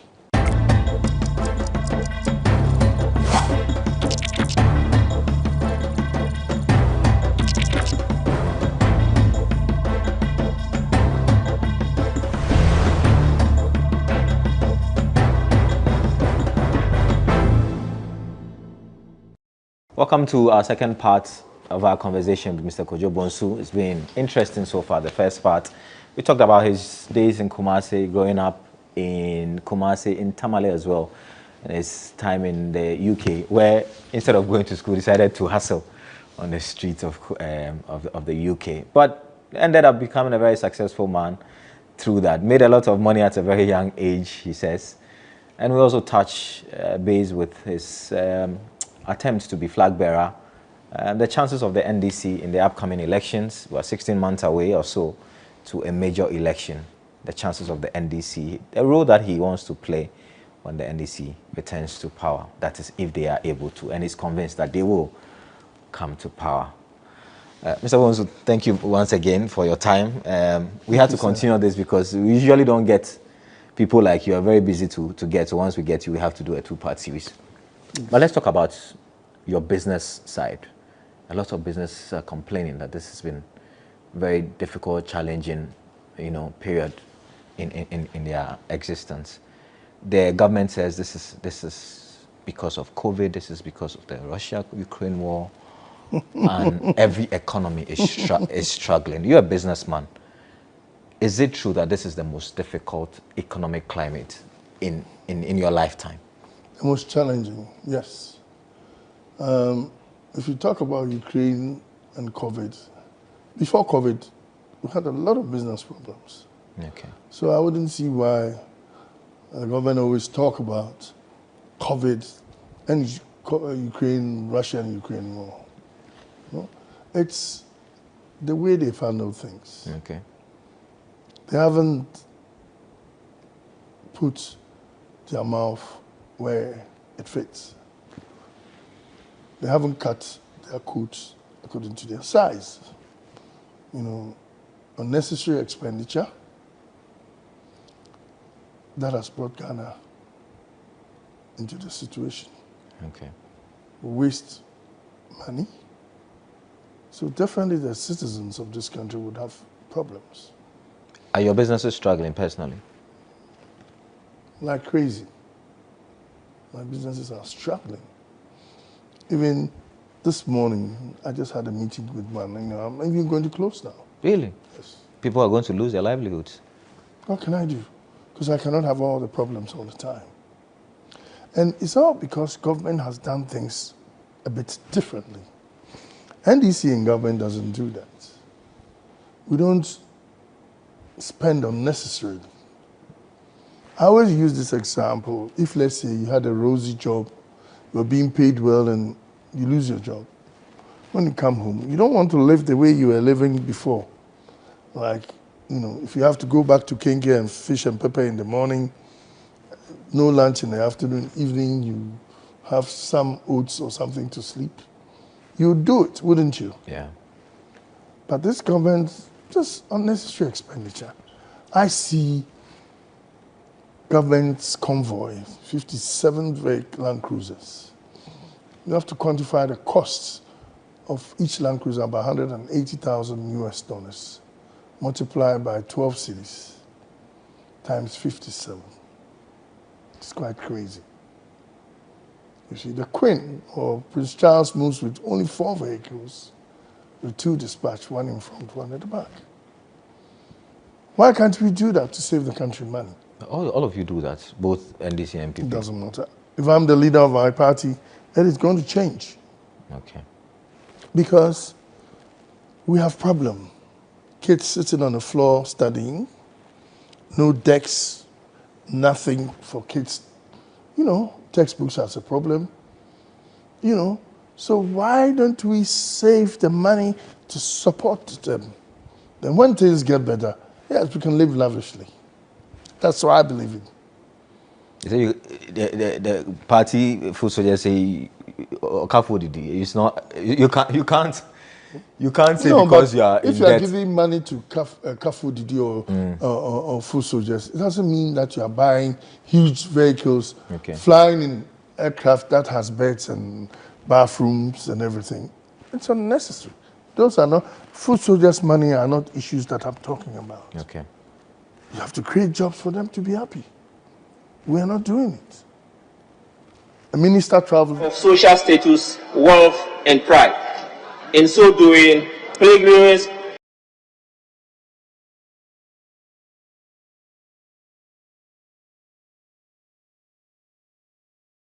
with 15 people to the UK or to America. Why is it so? Whereas COVID that you're using as a problem area has come to show us that you don't need to travel to do business anymore. Yeah. Zoom, you could sit down, have the meeting. If it's a contract, they can email the contract to you. If you have to sign, you can sign and courier it. Than to take 10 people to Europe, hotel bills, feeding, per diem, hasn't come. Is it not money saving? Is it not money saving? I will expect an answer from you. It is, obviously. Yes. So if we do that, we'll save a lot of money. Are you also disappointed in the finance minister? He's more or less the one responsible for the economy. Many says. I mean, I heard he was he's going to resign after 3 weeks when the World Bank approves the facility, and he's still there. I think he should go. But he hasn't personally said that. The president said that on the national broadcast, that after the World Bank meetings and facility, he will leave, and he's still sitting there. I think it's the MPs his own party MPs who wanted him out are those who were saying that. That's what the president after that, the president had a broadcast. One of the fellow Ghanaians. The COVID update. Okay. He said that. Okay. That his own people I don't are calling remember, for but I want to. No, they are calling for his head, and he said, "Okay, let's give him 3 weeks. When he finishes, wraps up the IMF deal. Then he will listen to them. Okay. For them to go. You think it's been a disappointment? He has. He also makes the excuse of the COVID and that the first 3 years... Before COVID, he was messing up. He says the first 3 years... That's when they were chopping the money, yafu. You know? Do you think that it's a good time for the NDC to come back to power? Because if the economy is that bad... Previous Umrah. And the reward of Hajj, once accepted, is nothing but...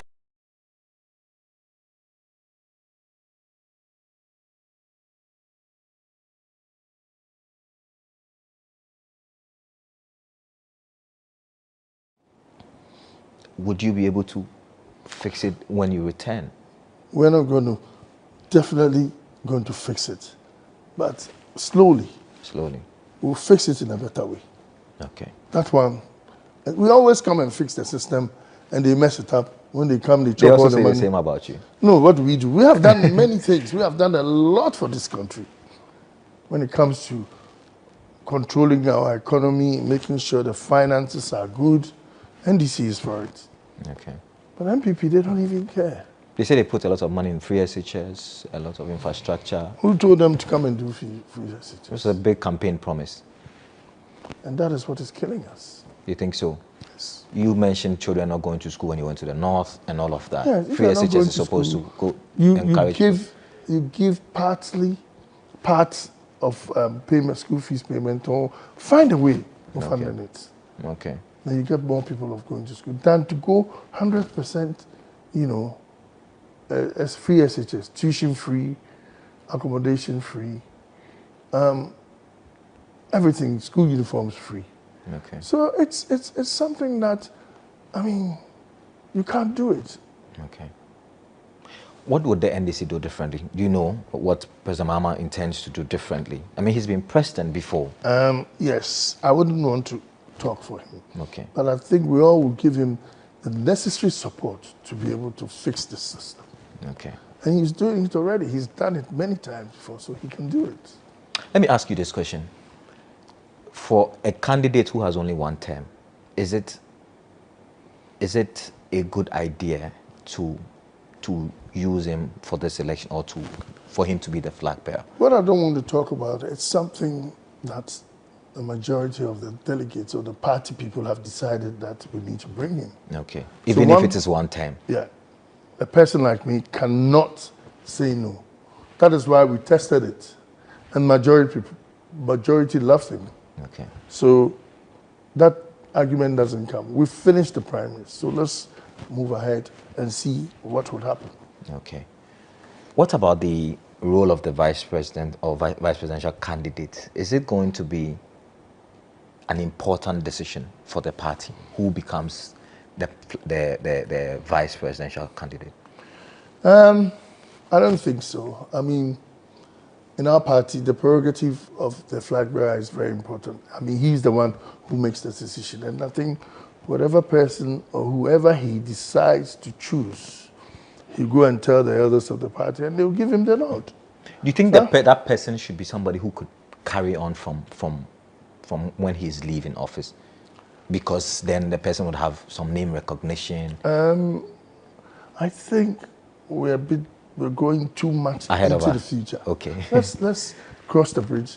Let's get to the bridge, we'll cross it. Okay. So after the primaries, do you believe that the ranks have been closed? Do you think the issues, whether real or perceived, with people like Haruna and people like Muntaka have been resolved? Oh, I think these are normal things that happen. I think it's been resolved. You think so? Yes, I'm sure even on Saturday, Muntaka is doing a unity walk to bring people together. Okay. So I think it's something that has been solved. And because we all want to be in power in 2024. So everybody would come on board for us to achieve what we want.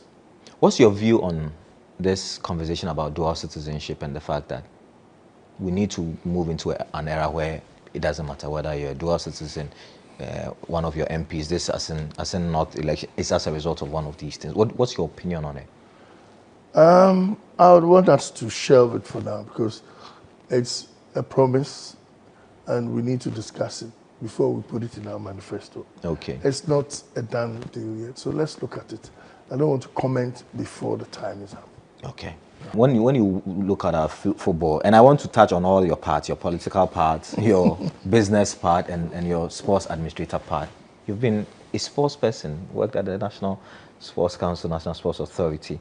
When you look at our football now, whether you are a former administrator or still an administrator, what's your impression of our football, our sport in general? I think they've now looked at it very well. So I'm sure they're now building on how, I like the way Chris Hughton is handling our national side. And let's give him some 2 years and see how he builds the team. Okay. I think for now, I'll be rushing to say things. Let's see. The team was very together during the last World Cup, even though we didn't win and cross to the next level. But I believe that the cohesion of the team was good, and it could be better from now. Okay. So, but that's with the Black Stars. But generally, our sports, I mean, many say I've heard politicians do not appreciate the impact of sport on the economy. Yeah, that is true. I've heard that we're going to host all African Games. Yes. But I believe that we should hold on to it. It's waste of money. The country has a lot of problems now. But I believe that we should start training our people. Athletics, boxing is okay. We need to build on it. You know, other things like hockey, we used to be very good in hockey, table tennis, all is lacking behind now. And we need to build it. We should have a school of excellence. Years back, we used to have the specialist school in Winnipeg. Yeah, they will never. But I think we should do a University of Sports Excellence like in Cape Town, Stellenbosch. Okay. Then we should do something like that here to train the people. Look at Jamaica. Jamaica is winning all the 100 meters and 400 meters, 200 meters. I think we should build a school of excellence for sports. Then we start training people. We catch them young and we grow. Okay. So I think that's what we should do. Sports is lacking behind a lot now. And I believe that in my manifesto, I have that I'll build stadia in most of the 275 districts. 230 districts. Okay. I'd want to do that so that people who are not going to school, who have talents, can be trained. Now, if we have a school of excellence sports, the professors or the lecturers would go into all these places to train people. And we have something like what is in Jamaica, Montego Bay, to train our athletes so that we'll be excelling in international competitions. All right. This is still the lowdown on GhanaWeb TV with me, Daniel Odro. My guest, Mr. Kojo Bonsu. We've been touching on all the aspects of his life as a businessman, as a politician, and also as a sportsman. He has a lot of experience in all these fields, and we've been touching on them. We'll go for another break. When we return, we'll have about 15 minutes to wrap up our conversation. We'll delve more into the sports aspect because he's attempted to be FA president before, and also his time at the National Sports Authority. The state of our stadia and our sporting facilities was under the care of the National Sports Authority, is under the care of the National Sports Authority. What are the lessons that he learned from there that he can pass on? Stay with us. We're back after this break.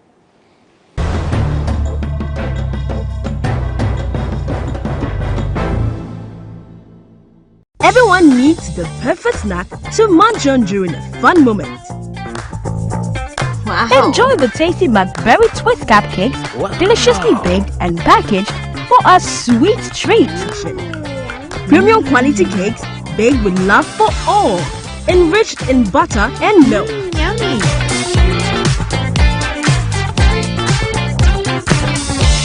Oh, McBerry Twist cupcakes, simply irresistible. Try one today. This advert is FDA approved.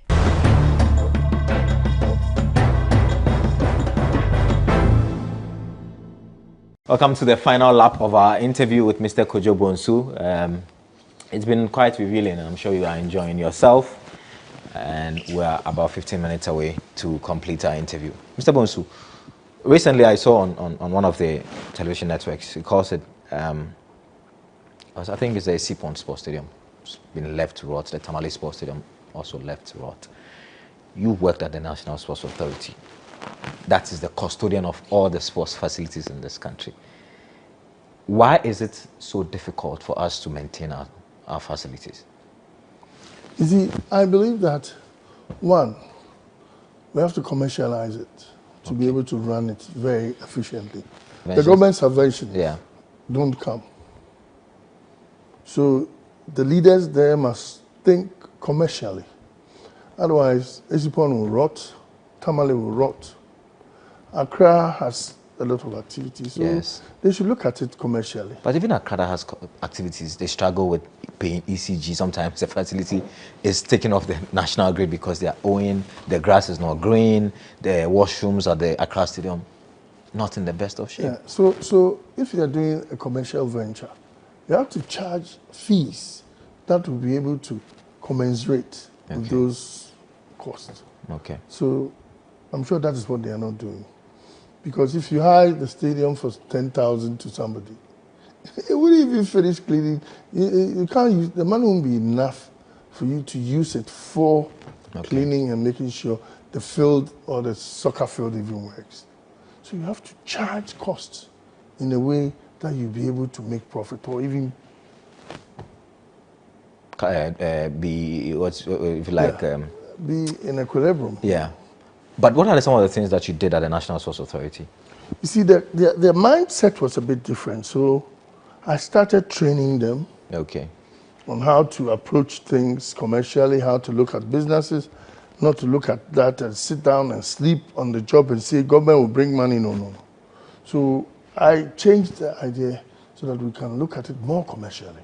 Okay. So everything must be commercial business so that if government doesn't bring money, we have money to run. Okay. But why must government not bring money? Government gets money to do other things. Why do we not pay attention to the sport? You see, yes, it's all about leadership and where money is.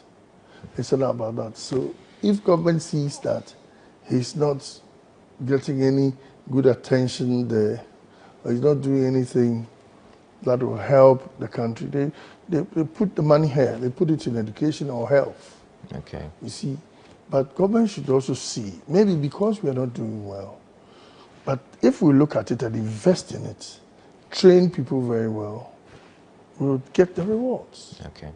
So that thing that hasn't helped the system is that government doesn't see anything happening. Olympic Games, we are not getting any medals. Yeah. African Games, we are not getting medals. So, but we pump money in the Black Stars. Millions of dollars. Maybe Black Stars is seen that everybody is supporting it. Yeah. World Cup comes, they do well. Yeah. Get to the last time we go to a quarterfinal stage. So, no, the last 2010. 2010. So that is how they see it. I mean, I cannot speak for government, but that is a problem with all governments. They're not putting money into it. So in the future, when you become president, this is going to be central. This is going to be an important part of your... I would want to, you see, for the 4 years, you want to break it up. The first year, this is what you want to achieve. Second year, like this, So the School of Excellence is mine. I'll do a University of Sports Excellence. Okay. So that we would look at it, sit down, put a proper planning. This is what we want to achieve. This is what we want to do. And by the 4th year, we should be able to get, rewards out of. So this is different from the Universal Sports College. It's not going to be an upgrade or a facelift of the Universal Sports College, but this is going to be a different facility altogether. It is going to be a different facility. Like, you call it sports medicine, but I call it excellence. Okay. Training of all sports. Okay. So that you make it like academic. Okay. Something like that. You follow the GFA activities these days. You've attempted to be president before. Yeah, I do. I follow it once in a while. I listen to that's going on. I think this present FA has done a bit better. They've opened up things, and let's hope they get well. Right. So, Ketokroku is seeking re-election again. He's done 3.5 years. He has his critics who say football is at its lowest, but he says he's done an amazing job. How do you look at his work? I mean, have you monitored his work? I haven't really followed him, but if I'm looking at the National League, if I want to use that to sort of rate his performance, then I'll give him 55. Okay. Because you want to make the league interesting so that you can make money for the clubs, can make good money. Right. And if an FA cannot do that, as for the national teams, the government always sponsors, they give you money for it, so that one you can perform. But it's the league, that is where the issue is. You have to come up with a crazy plan that can make, we don't want it to look like the English football, or English FA, or the La Liga, but at least we have to get up to a certain standard. And that is how I measure an FA president, the league. Okay. So I'll give him 55%. So what do you think he can do differently, he can do better? Because because his supporters say the economy this time does not even encourage corporate Ghana to invest, because corporate Ghana itself is struggling. So it is not their doing, it is a reflection of the economy. So that is why we talk about leadership. Yeah. If things are tight, you find ways of going around it. Okay.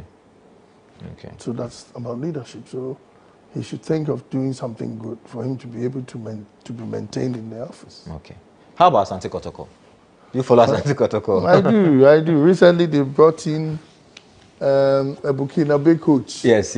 And I saw that it wasn't working. Yeah.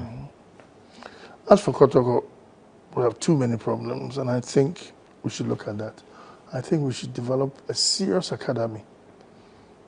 3 different academies, 13 to 14 or 15, 15 to 18, plus the national. We have to build academy and groom them very well and have proper plans, because they always want to bring in new people. If you compare Kotoko to El Ali, Mamelodi Sundowns, El Merreikh, even of Sudan, Wydad of Morocco, Tunisia, and the Algerian teams. Yeah. I think we haven't done well at club level. And I believe that Kotoko enhance Olympics, my own team, Tamale Red United, should come up with something good. So you follow both Asante Kotoko and RTU? I'm a director of RTU, but I'm a fan of Asante Kotoko. Oh, interesting. Yeah. Talk to me about your work with Adidas. Did you work with Adidas? Yes, I did. How did you end up there, and how did that influence your work as a sports administrator generally in Ghana? You see, Adidas, it's so interesting to work with Adidas. Okay. That's one of my most exciting times is working with Adidas. Let me tell you how it all happened. Coach Sunday was coaching Kotoko. I helped him to win the African Cup 83. Okay. The jersey they used to win the cup, I gave it to them. Oh, really? Yeah, so I was behind them. I was following him I was managing him and doing things. So after we won the cup, he went to Africa Sports in Ivory Coast. Yeah. So the owner of Africa Sports, Mes Simplice Sensu, became my friend. And he really called me the Prince of Ashanti. Because he loved Kotoko. So everywhere Kotoko went, he saw me there. Okay. So we became very close. Now, he had a very good friend called Bernard Tapé. He was the owner of Adidas at the time. Okay. So I saw that Black Stars were playing in jerseys that was sewn at Osu by a gentleman called Mengo. So anytime we played a match, we played the Moroccans or the Egyptians or anywhere, you want to exchange jerseys, it was an issue. You can't. You have to go and wash it again. It was an issue. So I spoke to my friend. He said, "Oh, Kojo, I can help you get a deal." I thought he was joking. In his office at that time, he made a call to France and spoke to Bernard Tapé. This was which year? This was, I think, 89, 88, 89. Okay. Spoke to Bernard Tapé, 87 years, spoke to Bernard Tapé. I was in Abidjan, so he spoke to the man and told him that, look, I have a Prince friend who I want him to come and see you in Paris so that you can work out a deal for Ghana soccer. You know, I thought he was joining, so I had a friend, and I speak a little bit of French, so I spoke to the man on the phone and told me that I should prepare and come. So a friend of mine, Mr. Simplice, bought me a ticket straight to Paris from Accra. So I came back to Accra, and I spoke to Mr. Joe Latte, may he rest in peace, and Awuada Nyamiche at that time. Yeah, Mr. Nyamiche, yes. Yes. So I spoke to them, I'm going to get them a deal. They didn't believe it. So my ticket came and I flew to France, Paris. When I got there, at the airport, the protocol was picking me up. Seeing things different. I said, wow. So they picked me up and told me that Mr. Bernard Tapie is prepared to meet me. You are the prince from Ashanti. Ashanti, yes. Yes, so Bernard Tapie wanted to meet me, but he has gone for a meeting in Monaco. Okay. So we have arranged for a plane for you to go to Nice, and from there they pick you up to Monaco. Monaco, okay. So when I went there, everything was done, protocol was arranged, so I get the whole big car, like some big man. In fact, I was really surprised, you know. So when I got there, I had a meeting with Bernard Tapie just for 30 minutes. Wow. He called his PA, he called his marketing manager. I still remember the man's name, Jean-Claude Choup. He called all the people that, look, Ghana, this is Prince from Ghana. That's how he This did. Prince thing worked. It worked. This is a Prince from Ghana. The Ghana national team doesn't have equipment. Yeah. They don't wear anything. I'm committed that Adidas should provide equipment, so and so. Bam. So everybody took notes. Said, thank you, sir. So when I was going to my hotel, there was an envelope. Wow. Yes. At that time, when I was going in, this French franc. Yeah. My envelope was French franc that I should take for my expenditure, everything there. So So I they stayed. even had to give you some spending money. You didn't have to. Yes. So I stayed there for 3 days. So back and forth, I spoke to the teams, the individual people that, you know. So they said they were building a contract for me that I should take to the FA so that we can sign work and sign it and that sort of thing. So the third day when I was leaving, I had about 10 bags of Adidas equipment, shoes, everything. They had to even pay excess baggage for me at the airport because things were plenty. Things were too plenty. So what happened was I came to Accra. I'd sent some sets and everything to Mr. Wenyamche and told them, Joe Latte, and told them that, look, a contract is coming. So you people should look at it if you're interested. Yeah. So in about 2 weeks, so I was dressing every day, Adidas, my polo shirts, my all different type of Adidas, you know. So I got the DK Mr. Adidas. Oh, okay. So in about the third week, Mr. Choup came to Ghana. He had couriered the contract before. Okay. So I had taken it to them. They were happy. Because if you play African Cup of Nations and you are 4th or 3rd, you get some money. Yeah. Semi-finals, you get some money.